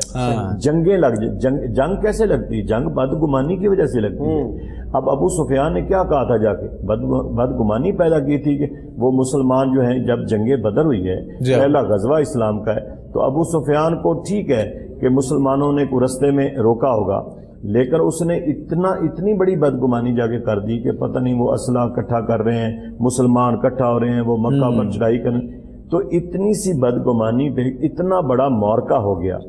اس لیے یہ جتنی جنگیں ہوتی ہیں، جتنی تباہ کاریاں ہوتی ہیں، جتنے ملک تباہ ہوتے ہیں، یہ چھوٹی سی بدگمانی چھوٹی سی ہوتی ہے جس کو بظاہر سمجھتے ہیں، لیکن ایک بہت بڑا وہ ایک جو ہے نا وہ ایک سسٹم بن جاتا ہے اور اس سے تباہ ہو جاتا ہے. ہماری برادری ازم، ہمارا اسلام کے اندر ہمارے جو ہیں سسٹم ہے، رشتہ داریاں ہیں، بہن بھائیوں کے رشتے ہیں، یہ بدگمانی سے ایک بندہ جاتا ہے وہ دوسرے بہن بھائی کہتا ہے کہ یار وہ بھائی تمہارے لیے یہ کر رہا تھا، حالانکہ اس کا وجود ہی نہیں ہوتا. اس لیے اسلام نے سختی سے کہا کہ اگر کوئی ایسی بات کر دے تو بھائی اس پہلے تصدیق کر لو، پہلے تصدیق کرو، اس کو جا کے پوچھو تو صحیح کہ بھائی جان یہ بندہ بات کر رہا تھا، یہ کیا آیا بات ٹھیک ہے؟ اس سے آپ نے کی. ہم پوچھنا گوارا ہی نہیں کرتے، بس ایسے کانوں کے کچے ہوتے ہیں. کسی بھائی نے آ کے دوسرے کے بارے میں بات کر دی، ہم اسی پہ بلیو کر کے بیٹھ گئے اور اپنا فیصلہ وہی سنا دیا، اپنے دماغ میں مائنڈ میں. میں چھوٹی سی ایک بات کر دوں، وہ اپنی سوچ لیتے ہیں فٹافٹ لوگ جو ہیں. تو یہ جو حضرت ابو سفیان رضی اللہ تعالیٰ عنہ کے بات ابھی کی علامہ صاحب نے، یہ اسلام قبول کرنے سے پہلے کی بات کر رہے ہیں، یہ پہلے کی ہے نا. تو آپ یہ نہ سمجھیے گا کہ یہ کیونکہ بہت سارے ایک دم سے کمنٹس آنے شروع ہو جائیں گے کہ کس طرح علامہ صاحب نے بات کر دی. تو انہوں نے کلمہ پڑھا سے میں نے یہ وہ تو فتح مکہ کے موقع پر جا کے نہیں چلتا نا علامہ صاحب، ایک منٹ لگتا ہے. تو اس وجہ سے میں یہ اسلام تو فتح مکہ کے موقع پر جا کر انہوں نے اسلام قبول کیا. بات کرنے کا مقصد یہ تھا کہ چھوٹی سی ہماری حرکت اور چھوٹا سا ہمارا فعل جو ہے یہ ہمیں بہت دور لے جاتا ہے. دور لے جاتا ہے. اس لیے اللہ اور اس کے رسول کی اتباع میں، اطاعت میں ہمیں چاہیے کہ ہم اسلام کے اندر جس کو قرآن نے کہا ہوا سماکم المسلمین، کہ جس نے کلمہ پڑھ لیا اسلام نے اس کا نام مسلمان رکھا ہے. ہم نے مسلمانوں کو جوڑنا ہے نہ کہ مسلمانوں کو توڑنا ہے. اس لیے بدگمانی سے بھی بچنا چاہیے. غیبت کبائر میں آتا ہے، گناہ کبائر میں، اس سے ہمیں بچنا چاہیے کہ ہم خواہ مخواہ اپنے گناہ نامہ اعمال میں لکھتے ہیں. ہمیں فائدہ کیا ہوتا ہے کہ ہم جا کے ایک دوسرے کی، دوسرا بندہ اس کی عدم موجودگی میں ہم اس کی برائی کرتے ہیں. ہمیں کیا فائدہ اس کا ہوتا ہے؟ ہم تو چاہیے کہ ہم کم از کم اپنی نیکیاں اکٹھی کریں. یہ چاہے کہ ہم اپنے ایک مردار بھائی کا گوشت کھانا شروع کر دیں، ہم اس کی غیبت کرنا شروع کر دیں. اسلام نے بڑی سختی کے ساتھ اس سے منع فرمایا ہے. تو آج کے معاشرے میں یہ سارے فعل جو ہے نا ایک ہمارے بلڈ کی طرح سرائیت کرتے ہیں ہمارے اندر. کوئی ایسا، علامہ صاحب نے صحیح کہا کہ کوئی ایسا بندہ موجود نہیں ہے جس کے اندر یہ چیزیں موجود نہیں ہیں. ہم مذاق میں جھوٹ بولتے ہیں ایسے ہی. تو میں اپنے ناظرین سے کہوں گا خدا کے واسطے مذاق کے اندر بھی جھوٹ نہ بولیں. ہم مذاق سمجھ کر ایک دوسرے کی غیبت کرتے ہیں، یہ مذاق کے اندر بھی غیبت نہ کریں. ہم اگر کسی کی برائی کر رہے ہیں یا ہم کسی کی جاسوسی کر رہے ہیں، ہم مذاق سمجھتے ہیں. اسلام کے اندر ایسا مذاق تو نہیں ہے. زیادہ مطلب ہمارے معاشرے میں اسلام کے اندر ایسا مذاق میں لڑائی ہو جاتی ہے، یہ اکثر سننے میں آیا. وہ کام کریں جس سے اخوت، بھائی چارہ، محبت مسلمانوں کے اندر پیدا ہو، نہ کہ نفرتیں پیدا ہو. آج کل تو ہم نفرتیں دے رہے ہیں، نفرتیں پیدا کر رہے ہیں. تو اس سے ہمیں اجتناب کرنا چاہیے. یہی ہمارے دین کا شاعر ہے، یہی ہمارے دین کا منشور ہے، اور یہی اللہ کے رسول نے 23 سال جو تبلیغ فرمائی ہے اس کا مقصد بھی مین یہی تھا کہ المسلم اخو المسلم، مسلمان مسلمان کا بھائی ہے.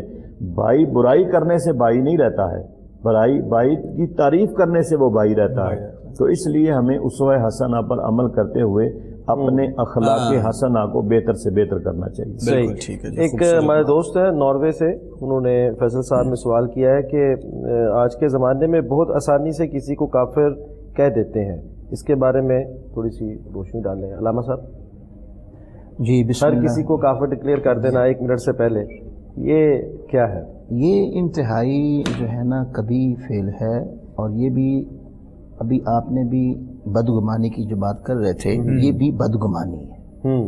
دیکھیں نا، میں نے پہلے حدیث پیش کر دی آپ کے سامنے کہ آقا علیہ السلام نے فرمایا جب تک تم آنکھوں سے نہ دیکھ لو سورج کی طرح تب تک کوئی اپنی رائے قائم نہ کرو.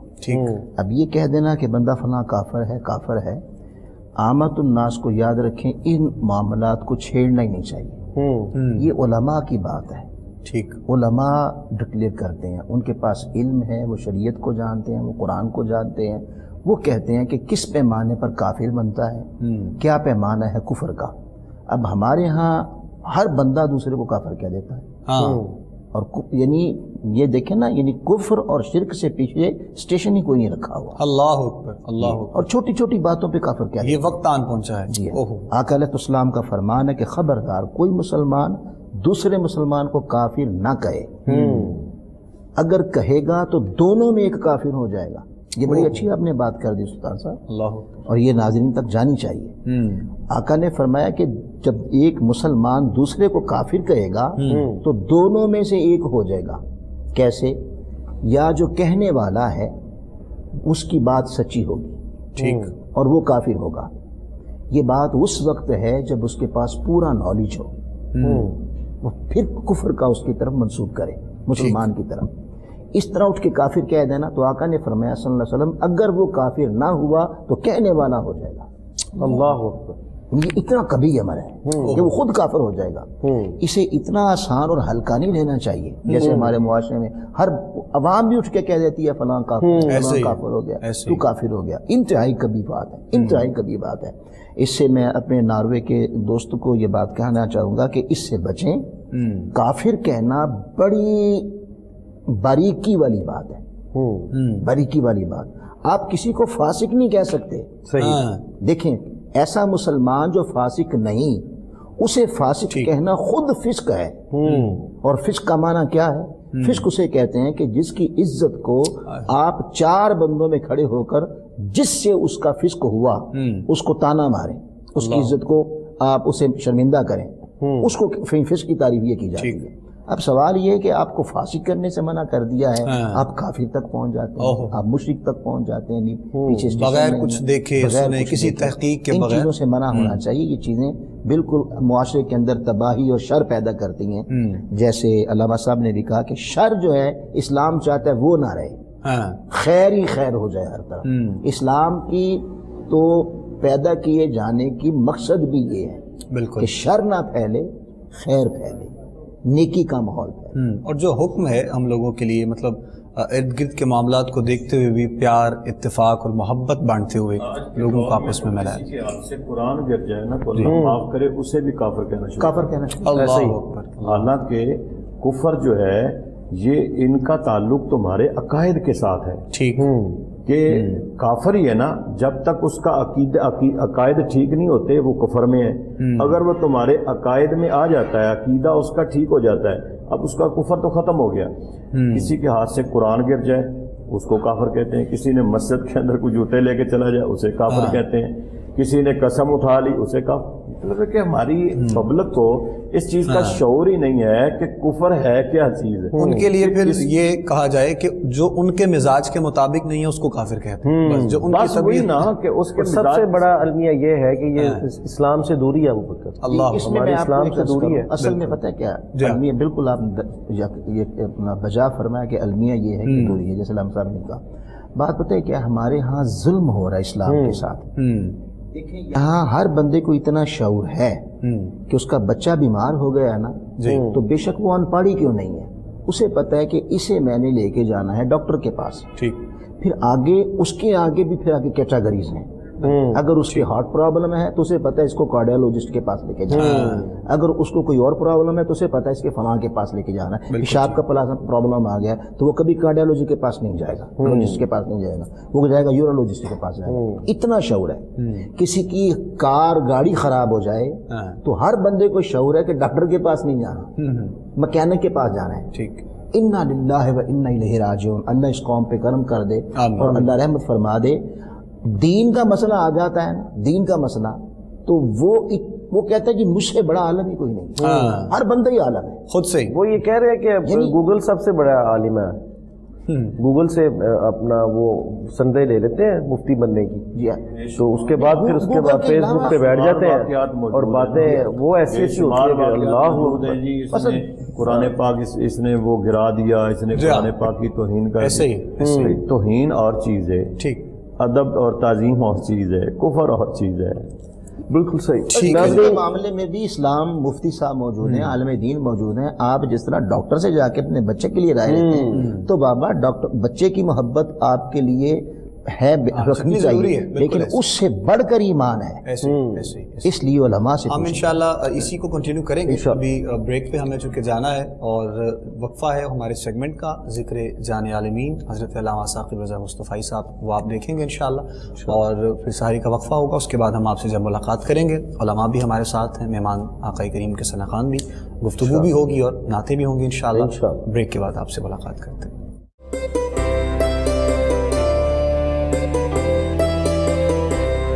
رمضان ہے سلطان، رمضان ہے سلطان، رمضان ہے سلطان، رمضان ہے سلطان۔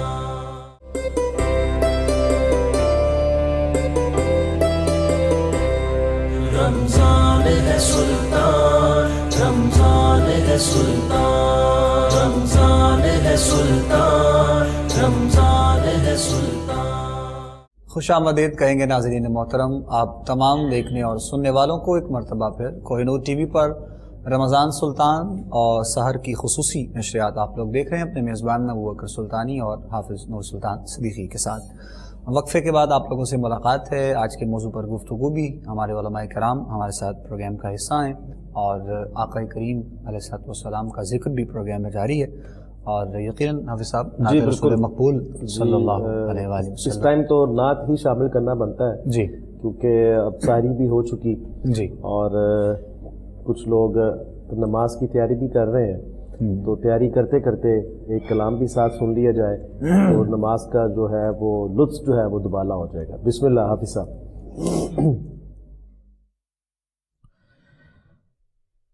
جڑے دل وچ رکھ دے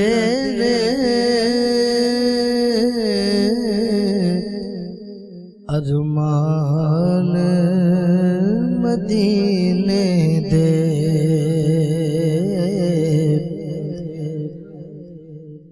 جڑے دل وچ رکھ دے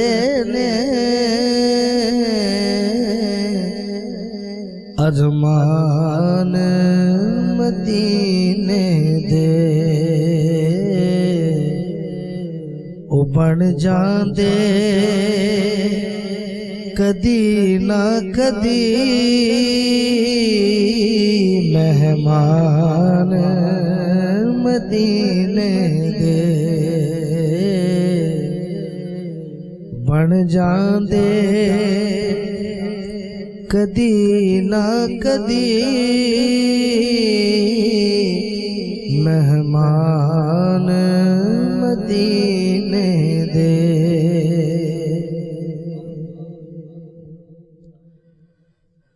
مولا تیرا کی جادا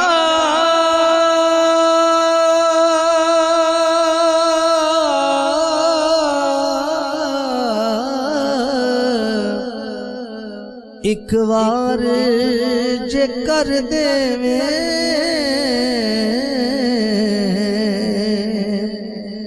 ایک وار جے کر دے پیدا اس کملے لئی سامان مدینے دے، پیدا اس کملے لئی سامان مدینے دے، جڑے دل وچ رکھ دے ارمان مدینے دے۔ اور بڑا خوبصورت شعر ہے، سنے آئے مدینے تے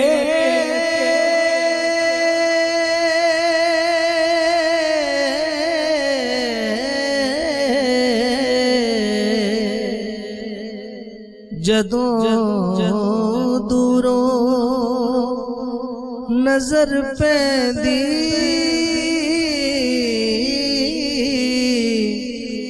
جدوں دوروں نظر پیندی تے دل کردا اے ہو جائیے قربان مدینے دے، دل کردا اے ہو جائیے قربان مدینے دے، جڑے دل وچ رکھ دے ارمان مدینے دے۔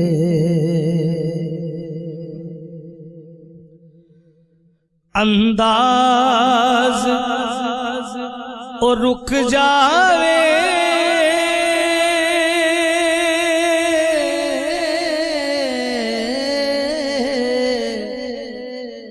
شالا حشر تائیں او ویلا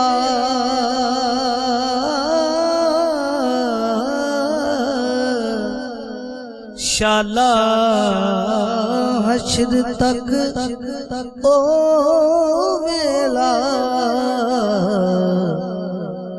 جدوں خواب وچ آ جاواں سلطان مدینے دے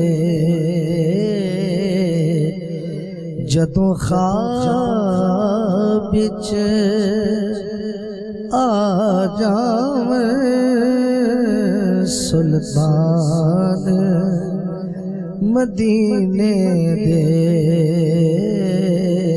جڑے دل وچ رکھ دینے ارمان مدینے دے او بن جان دے کدی نہ کدی مہمان مدینے دے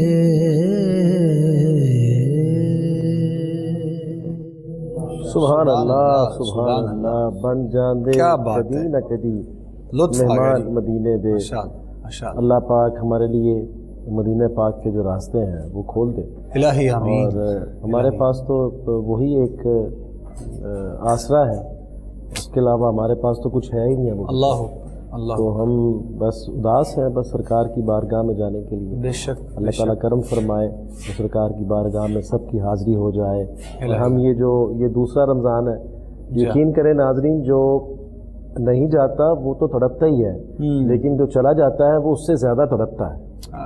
اور یہ علامہ صاحب ہمارے یہ دن جو ہوتے تھے مدینہ پاک میں، کبھی کبھار پہلا عشرہ، دوسرا عشرہ، اور اکثر تیسرا عشرہ جو تھا وہ تو لازماً مدینہ پاک میں گزرا کرتا تھا، 2 سال سے نہیں حاضری ہو پا رہی، تو وہ کیفیات وہ بڑا کبھی کبھار دل جو ہے نا اتنا رنجیدہ ہوتا ہے کہ وہ کیا شعر ہے، ہم درے آقا پہ سر اپنا جھکا لیتے ہیں جب کہیں سے نہیں ملتی سکون کی دولت، تیرے دیوانے تیری محفل۔ گنبد خضرا خدا تجھ کو سلامت رکھے۔ یہ ذرا مائک میں ایک شعر میرا دل کر رہا ہے، جی بسم اللہ بسم اللہ بسم گنبد خضرا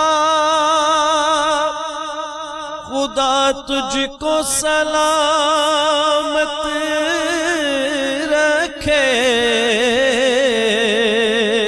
گنبد خضرا خدا تجھ کو سلامت رکھے، دیکھ لیتے ہیں تجھے پیاس بجھا لیتے ہیں، دیکھ لیتے ہیں۔ اور میں ایک جگہ پہ یہ کلام پڑھ رہا تھا تو انہوں نے کہا کہ اس کو اس طرح پڑھ لیں کہ دیکھ لیتے ہیں تجھے پیاس بڑھا لیتے ہیں، ہم درے آقا پہ سر اپنا جھکا لیتے ہیں، سچ بتانا رے دنیا تیرا کیا لیتے ہیں، ہم درے آقا پہ سر اپنا جھکا لیتے ہیں۔ ایک دفعہ گنبد خضرا شریف کا غسل مبارک ہو رہا تھا، اور صبح کا ٹائم تھا، تقریباً رمضان تھے، رمضان کے بعد تو 9 بجے کا ٹائم، 8:30 9 بجے کا ٹائم ہونا ہے۔ عموماً ہم لوگ حافظ صاحب آپ کو پتہ کہ نہیں آتے، اس ٹائم پہ ہوٹل چلے جاتے ہیں اور ہوٹل جا کے تو سو جاتے ہیں، تو بعد میں پھر ظہر کے بعد جب وہاں سے آنا ہوتا ہے ہوٹل سے تو پھر ساری رات ہی وہیں گزرتی ہے، تو وہ خلاف معمول میں نکل آیا گھر سے، ایسے ہی بات دل کیا کہ چلتے ہیں حرم شریف چلتے ہیں، سبحان اللہ۔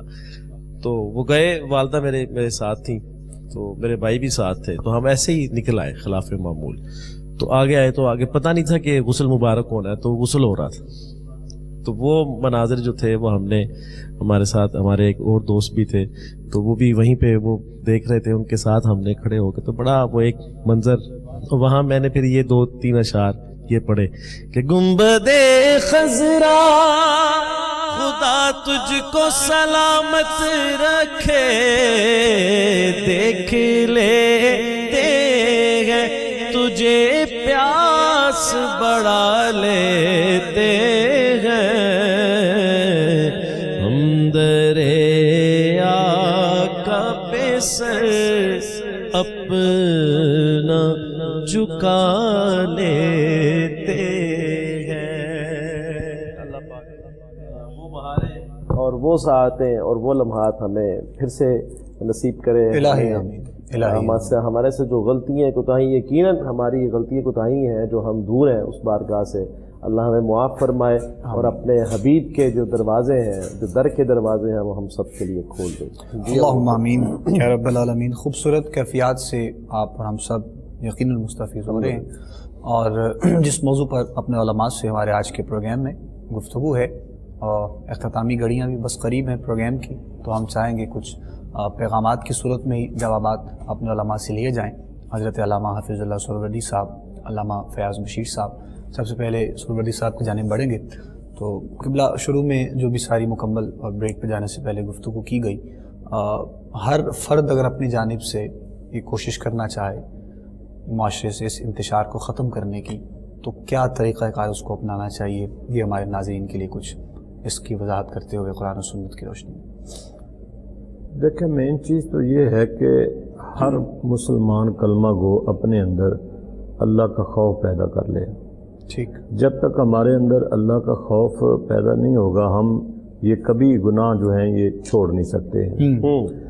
تو اگر انسان اپنے اندر یہ چیز پیدا کر لے کہ میرا رب مجھے دیکھ رہا ہے، اور اللہ اس کے رسول کی اتباع میں وہ چلا جائے، اور ہر کام کرنے سے پہلے وہ دیکھے کہ یہ خیر کی طرف ہے یا شر کی طرف ہے، تو اگر تو اس کام میں خیر ہے تو پھر ان گناہوں سے وہ محفوظ رہے گا، اور اگر وہ شر کی طرف جا رہا ہے تو ان گناہوں سے وہ بچ نہیں سکتا ہے۔ بالکل۔ تو مین چیز ہمارے یہی ہے ناظرین کے لیے کہ ہم ہر وقت اللہ سے ڈرتے رہیں، خوف خدا اپنے اندر پیدا کریں، کیونکہ یہ دنیا سلطانی صاحب فانی ہے۔ حقیقت یہ ہے کہ ہم دن رات شب و روز ہم سے بھی گناہ ہوتے ہیں، وہ صغیرہ ہوں وہ کبیرہ ہوں، بحیثیت بشر۔ تو آخر کار کل من علیہا فان ویبقی وجہ ربک ذو الجلال والاکرام، ہر چیز کو فنا ہے، باقی میرے رب کی ذات ہے۔ تو اس لیے ہمیں اپنی اس فانی زندگی میں یہ بظاہراً ہمیں نظر نہیں آتے کہ یہ گناہ ہیں، صحیح۔ حقیقت یہ ہے کہ ہم سمجھتے ہی نہیں کہ یہ گناہ ہیں۔ جس طرح آج کے دور میں کسی دور میں ہوتا تھا کہ اگر یہ زنا کیا جاتا تھا تو لوگ سمجھتے تھے کہ اتنا بڑا اس نے گناہ کر دیا، آج تو لوگ اس کو بھی انجوائمنٹ میں لے گئے ہیں، یعنی وہ ایک گناہ کنسیڈر ہی نہیں کیا جا رہا۔ تو اس لیے ہم سمجھ جائیں کہ یہ گناہ ہے، اور یہ چھوٹا گناہ نہیں، یہ بڑا گناہ ہے۔ جس طرح ہماری چھوٹی چھوٹی نیکیاں جو ہیں وہ مل کے تو روز محشر پہاڑوں کی طرح وہ ہمارے نامہ اعمال میں لکھی جائیں گی، ایسے یہ گناہ بھی ہم چھوٹے نہ سمجھیں۔ اور مسلمان کا تو یہ شیوہ ہے، منافق اور مسلمان کی شناخت اور پہچان بھی یہ ہے کہ مسلمان اپنے ہر چھوٹے گناہ کو بڑا گناہ سمجھتا ہے، اور منافق جو ہے وہ اپنے ہر بڑے گناہ کو چھوٹا گناہ سمجھتا ہے۔ یہ ان کا فرق بھی ہے درمیان میں۔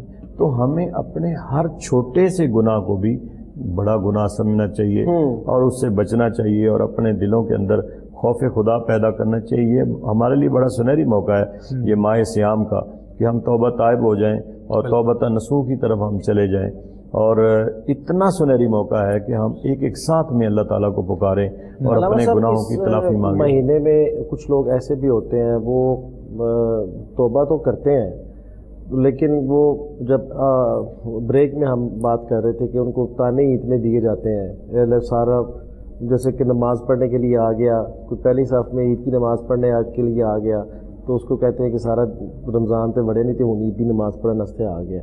تو اس طرح کی باتیں، اور کچھ لوگ اگر وہ تو ٹوپی سر پہ رکھ لیتے ہیں یا کوئی شیو کرتا ہے تو داڑھی بڑھا لیتا ہے احترام میں، تو ہم اس کی جان نہیں چھوڑتے کہ لہ ہوں چھاڑتی سو داڑھی چھاڑتی سو، اس طرح کی باتیں کرتے ہیں۔ تو کیا اس طرح کی باتیں کرنی چاہیے، یا ایسا عمل ان لوگوں کے ساتھ کرنا چاہیے کہ ہمیں پتہ ہے کہ اس کا کام کیا ہے، کہ اس کا کام ایک یہ کسی ایسے کام میں ملوث ہے جو کام منسلک ہے جو کہ حلال نہیں ہے، لیکن پھر بھی وہ نیکی کر رہا ہے، تو کیا ہم اس کو یہی تانے دیتے رہے کہ تو پھر یہی کام کرنا ہے، تو کیوں یہ کام کر رہے ہیں؟ دیکھیں، اس طرح کی باتیں کرنی چاہیے کہ نہیں؟ بیسیکلی اسلام کے اندر تانا زنی تو ویسے ہی جائز نہیں ہے، ٹھیک ہے، کہ اس سے تو جناب بعض دفعہ ایسے بھی ہوتا ہے کہ انسان تانے سن سن کے اس گناہ کی طرف مائل ہو جاتا ہے. وہ کہتا ہے ٹھیک ہے اگر مجھے اس کا رزلٹ یہی ملنا ہے ایسے تو پھر میں کر کیوں نہ دوں. بالکل ٹھیک. بعض دفعہ تانا زنی کرنے سے اور سننے سے بندہ اس چیز کی طرف مائل ہو جاتا ہے.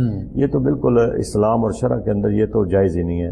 لیکن اسلام تو کہتا ہے اگر تم کسی کی گناہ دیکھ بھی لو تو اس پہ پردہ ڈالو, اس کی تشہیر نہ کرو, اور ہو سکتا ہے کہ اللہ تعالیٰ غفور الرحیم اسے معاف کر دے. دوسری بات یہ ہے کہ جس بندے کو تانا زنی کی جا رہی ہے اس کے اندر اتنا صبر ہونا چاہیے, برداشت ہونی چاہیے. وہ فقط اپنے مائنڈ میں یہ رکھے, وہ کہے ساری دنیا مجھے کہتی رہے, صبر, میں یہ کام اللہ کی رضا میں کر رہا ہوں. ٹھیک ہے, جب اس کے ذہن میں ہو بھی ٹھیک ہے بھی کرتے رہے, میں اللہ کی رضا میں کر رہا ہوں. دیکھیں نیکی جو ہے یہ گناہ کو, بدی کو ختم کرتی ہے. گناہ نیکی کو ختم نہیں کرتا. یہی تو بات ہے کہ اگر ایک بندہ عید کی نماز پڑھنے آ گیا ہے تو آ تو گیا ہے, آپ اس کو اپریشیٹ کریں. چلیں وہ کسی طرح آ گیا, وہ عید کی نماز پڑھنے آ گیا. اگر کوئی رمضان شریف کے مہینے میں اگر پورا مہینہ کوئی نمازیں پڑھنی شروع کر دی یا اس نے اپنی داڑھی کو بڑھا دیا, چلے ہو سکتا ہے کسی وقت میں جا کے اسے اللہ توفیق دے وہ داڑھی مبارک پوری رکھ لے. ہو سکتا ہے کہ وہ ایک مہینہ احترام کرنے کی وجہ سے کسی ایسی گھڑی اور ساتھ میں قبولیت کا وقت ہو کہ اللہ اسے توفیق دے اور وہ پورے 11 مہینے سال پورا زندگی میں. اس کے ساتھ حقیقت تو یہ بھی ہے نا قبلہ کہ وہ شخص اپنے رب کے حضور کتنا پسندیدہ ہے, اس کا اندازہ تو کسی کو نہیں ہو سکتا نا, کسی کو نہیں ہے. یہی تو بات ہے نا کہ ہمیں ایسی بات کرنی نہیں چاہیے. ایک بندہ ہے وہ اللہ کی, پہلی بات تو اللہ کی توفیق کی مرضی کے بغیر تو کوئی کام ہوتا نہیں, وہ اللہ کی توفیق سے جا رہا ہے. اگر اس نے ایک نماز پڑھ لی ہے تو سمجھے کہ یار تو نے بہت اچھا کیا. اسلام یہ ہے کہ تو نے یار بہت اچھا کیا, تو نے یہ نماز پڑھی. اب اس کو اس انداز میں اچھے اخلاق میں ڈیل کریں, اس کا دل کرے کہ میں زور کی نماز بھی پڑھوں. اگر وہ زور کی نماز پہ آئے تو یار آپ نے بہت اچھا کیا یار, اللہ آپ کو توفیق دے کہ آپ اگلی نماز بھی. اسی طرح آہستہ آہستہ وہ بندہ مومن جو ہے وہ اپنے تمام فرائض پورے کرنے کے لیے آمادہ ہو جاتا ہے. اگر ہم کہیں کہ بھائی تو آ گیا ایک نماز پڑھنے کے لیے, سال بعد تو نظر نہیں آیا اور سال کے بعد آج ایک نماز, وہ کہے گا اچھا پھر میں اگر ایسے ہی ہے تو میں گھر میں جا کے بیٹھ جاؤں. تو زیادہ تر ہمارے, میں نے ویسے میرے مشاہدے میں زیادہ تر ہمارے لوگ جو نا اسی ڈر اور خوف کی وجہ سے, تانے سننے کی وجہ سے وہ اپنے گھر میں جا کے اپنے فرائض پورے کر لیتے ہیں. وہ کہتے ہیں نہ لوگوں کے سامنے جاؤ نہ باتیں سنو. یہ بالکل جائز نہیں ہے. اگر کوئی بندہ ایک اچھا عمل کرتا ہے تو وہ اللہ کی بارگاہ میں جا رہا ہے تو اسے اپریشیٹ کرنا چاہیے, اور اس کے لیے دعائے خیر کا. مومن کی شان تو یہ ہے کہ وہ اگر کسی کا اچھا عمل دیکھے تو اس کے لیے دعائے خیر کرے, یا اللہ تیری توفیق سے اس نے اچھا عمل کیا, اس کو مزید اچھے عمل کرنے کی توفیق عطا فرما.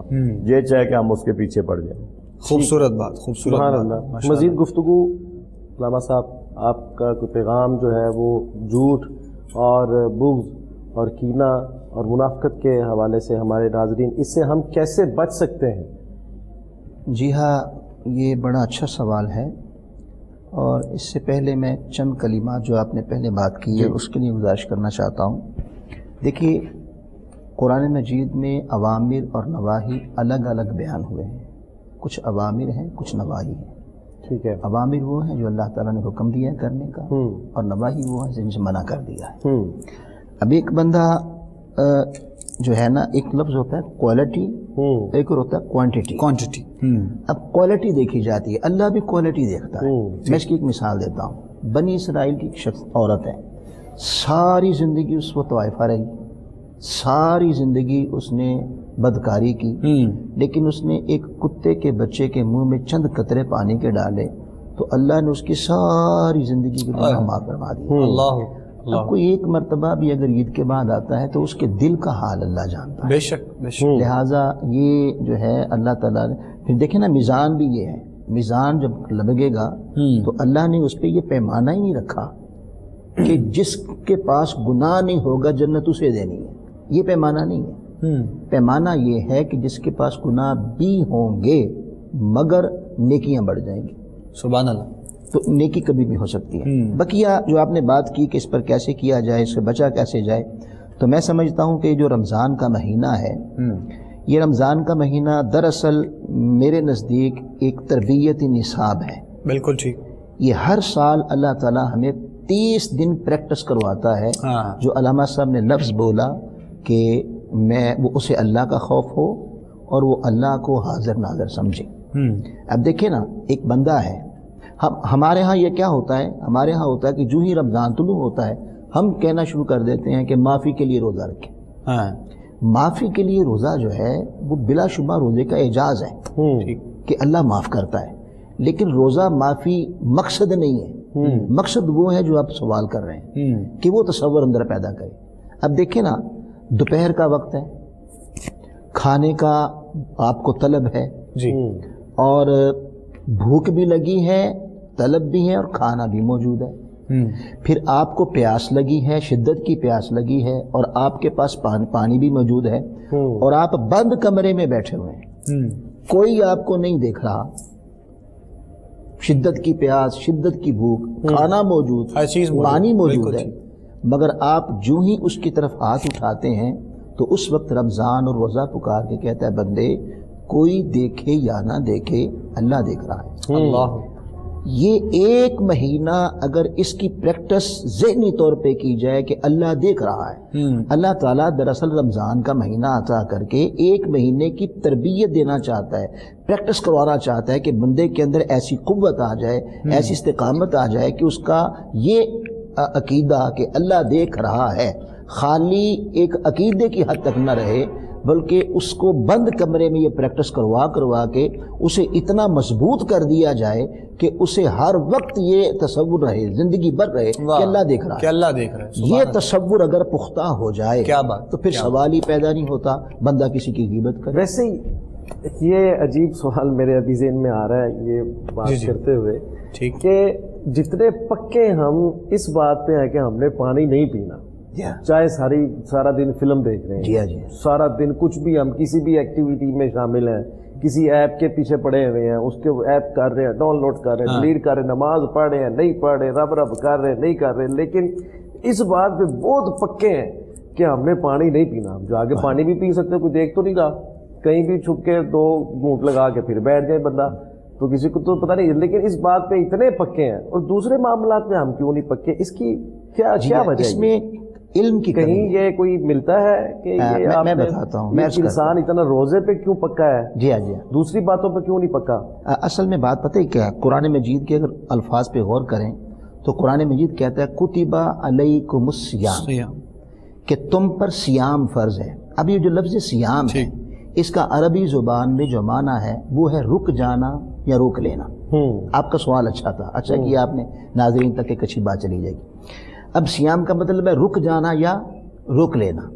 یہ بات جب گئی فقہاء کرام کے پاس، علماء کرام کے پاس، اس کے ظاہری معنی کیا بنیں گے، کس سے رک جائیں یا کس سے خود کو روک لیں؟ تو انہوں نے اس کی تعریف کی الامساک عن الاکل والشرب والجماع من طلوع الفجر الى غروب الشمس، کہ رکنے سے مراد یہ ہے کہ آپ کھانے پینے، جو آپ کھانے پینے کی بات کر رہے ہیں کہ وہ وہاں کیوں اٹکا ہوا ہے، غیبت نہیں چھوڑ رہا، گالی نہیں چھوڑ رہا، گندگی دیکھنا نہیں چھوڑ رہا، سننا نہیں چھوڑ رہا، اسی پہ اٹکا ہے. اس لیے کہ اس کے ظاہری معنی یہ کیے گئے ہیں. اس کو یہی پتہ ہے کہ شاید کھانے پینے کا نام روزہ ہے، نہ کھاؤں گا تو روزہ ٹوٹ جائے گا، اس کو یہ اتنا پتہ ہے، اس لیے وہ اس کے پاس نہیں جاتا. یہ سیام جب گیا صوفیہ کے پاس، اہل اللہ کے پاس، تو انہوں نے تعریفی کے معنی بدل دی. انہوں نے کہا الامساک عن المفترات، کہ امساک کا معنی یہ ہے ہر اس شے سے رک جانا جس سے اللہ ناراض ہوتا ہے. جب آپ یہ معنی لیتے ہیں تو پھر یہ معنی آپ کو رمضان سے نکال دیتا ہے. ٹھیک. پھر یہ آپ کی پوری لائف کو احاطہ کرتا ہے، واہ، پوری لائف کو، کہ آپ رک جائیں. یعنی اللہ پاک فرما رہا ہے روزے کا مقصد کیا ہے، لعلکم تتقون، تمہیں ہمارا تقوی نصیب ہو. تقوی کے ایک معنی مطلب جیسے پرہیزگاری ہے، جیسے ڈرنا ہے، ایک معنی اللہ کا قرب ہے. اللہ پاک کہتا ہے کہ رک جاؤ کس سے، جو صوفیہ نے کہا ہر اس عمل سے جس سے اللہ ناراض ہو. کما کتب علی الذین من قبلکم لعلکم تتقون، پہلے بھی جتنے لوگ مجھ تک پہنچے ہیں وہ اسی راہ سے پہنچے ہیں کہ اپنی خواہش نفس سے رک جا اور اللہ اور اس کے رسول کی خواہش کے تابع ہو جا. تو یہ ہے سیام. سبحان اللہ. اب یہ سیام کا معنی اگر سمجھ میں آ جائے تو پھر انسان کی زندگی بدل جاتی ہے. ایک پورا مہینہ اللہ تعالیٰ اسے حلال چیزوں سے دور رکھ کر اسے کھانے پینے سے دور رکھ کر دراصل یہ سمجھانا چاہتا ہے کہ بندے میں دیکھ رہا ہوں، اور جو اگر میں دیکھ رہا ہوں تو تمہارا جھوٹ بھی دیکھ رہا ہوں، تمہاری بدگناہی بھی دیکھ رہا ہوں، تمہارا دھوکہ بھی دیکھ رہا ہوں، تمہاری غیبت بھی دیکھ رہا ہوں. تو اصل یہ ہے اس کا معنی. سبحان اللہ. بہت شکریہ. خوبصورت گفتگو علامہ صاحب نے کی ہے. ہمارے دونوں مہمانوں نے خوبصورت اس ٹاپک کو بڑے اچھی طریقے کے ساتھ سمیٹا ہے اور آسانی کے ساتھ آپ لوگوں تک پہنچانے کی کوشش کی ہے. تو امید ہے کہ آپ لوگوں کو کافی استفادہ ہو گیا ہوگا علامہ صاحب کی باتوں سے، اور کافی آسانی ہو چکی ہوگی اب تک. اور امید کرتا ہوں کہ آپ جتنی بھی باتیں یہاں پہ ہماری ٹرانسمیشن سے آپ تک پہنچی ہیں، آپ ان پہ ضرور، ہم سب ضرور اس پہ عمل کریں گے. اور جو چھوٹی چھوٹی باتیں، جو چھوٹی چھوٹی شروعات جو ہوتی ہے نا، وہ ہم اپنے گھر سے کرتے ہیں. تو ہمیں اپنے گھر سے ہی کرنی چاہیے. جیسے کہ کوئی باہر آتا ہے تو ہم یہ کہتے ہیں کہ ان کو کہہ دو گھر پہ نہیں ہے. تو اس پہ ذرا سب سے پہلے اس پہ کنٹرول کر لیں کہ بچے سے کہہ دیا کہ وہ گھر پہ نہیں. اب بچے پہ بھی برا اثر پڑ رہا ہے کہ بڑے گھر پہ ہیں اور یہ مجھے کہہ رہے ہیں کہ ان کو جا کے کہہ دو کہ وہ گھر پہ نہیں ہے. تو یہیں سے آپ سٹارٹ کریں کہ بچے سے مت کہیں کہ وہ گھر پہ نہیں ہے، بلکہ ان کے وہ گھر پہ ہیں، یہ وجہ ہے، اس وجہ سے نہیں آ رہے. یا حکمت عملی سے آپ اس بات کو تھوڑا سا جو اپنی زبان میں کہہ لیں گول مول بھی کر سکتے ہیں. تو ان باتوں سے، چھوٹی چھوٹی باتوں سے جب آپ گریز کریں گے تو انشاءاللہ بڑی باتوں سے خود بخود آپ، بڑے جھوٹ سے جو ہے وہ خود بخود آپ دور ہوتے جائیں گے انشاءاللہ. آج کے پروگرام کا وقت ہمارا اختتام کی جانب پہنچتا ہے. علماء کا مہمان ثنا خان ہمارے تشریف لائے، تمام کا بہت شکریہ ادا کریں گے. حضرت علامہ حفیظ اللہ سہروردی صاحب کا بھی، اور جناب علامہ فیاض بشیر صاحب کا بھی بہت شکریہ. اپنی مصروفیات میں سے وقت نکالتے ہوئے پروگرام کا حصہ بنے آپ. حافظ محمد وسیم عباس صاحب، خوبصورت کلام ماشاءاللہ آپ نے پیش کیے ہمارے آج کے ٹرانسمیشن میں. ہماری ملاقات آپ سے کل ہوگی انشاءاللہ سحر کی ان بابرکت گھڑیوں میں ہی، ایک نئے دن کے ساتھ، نئے مہمانوں کے ساتھ. ایک نیا موضوع ہوگا، اس پر اپنے علماء سے گفتگو رہے گی. آخر میں کلام پاک ہوگا اور ہم آپ سے اجازت لیں گے. اور وہ حافظ صاحب آپ پڑھنا چاہیں جیسے؟ جی بالکل، مل کے ایک کلام پڑھ لیتے ہیں. ٹھیک ہے. اپنے دامان شفاعت میں چھپائے رکھنا، اپنے دامان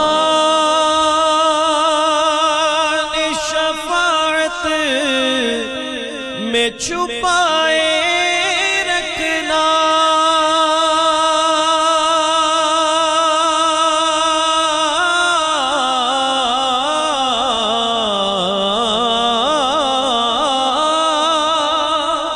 اپنے دامان شفاعت میں چھپائے رکھنا، میرے سرکار میری بات بنائے رکھنا، میرے سرکار میری بات بنائے رکھنا. میں نے مانا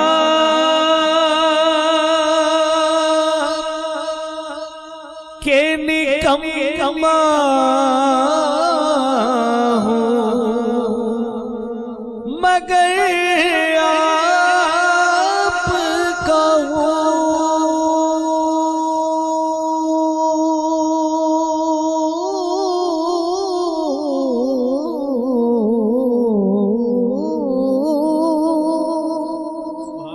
میں نے مانا کہ نکما مگر آپ کا اس نکم کو بھی سرکار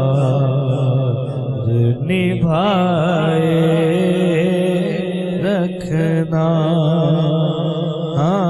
اس نکم کو بھی سرکار نبھائے رکھنا. ہو جائے انہی سے مانگو، ان کے ہو جا تو ہر چیز انہی سے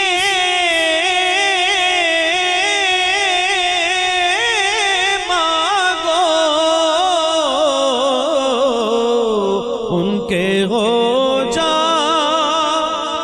تو ہر چیز انہی سے مانگو،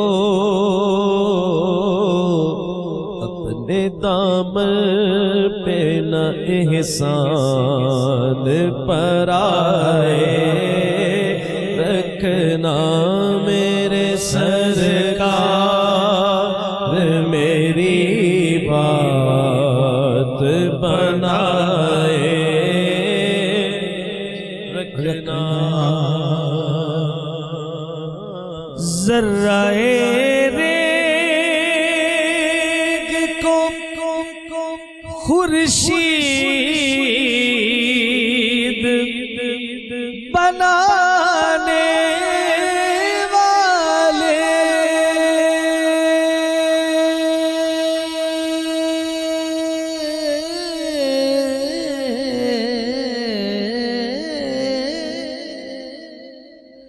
ذرہ ریگ کو خورشید بنانے والے، خاک ہوں میں مجھے قدموں سے لگائے رکھنا، خاک ہوں میں مجھے قدموں سے لگائے رکھنا، میرے سرکار میری بات بنا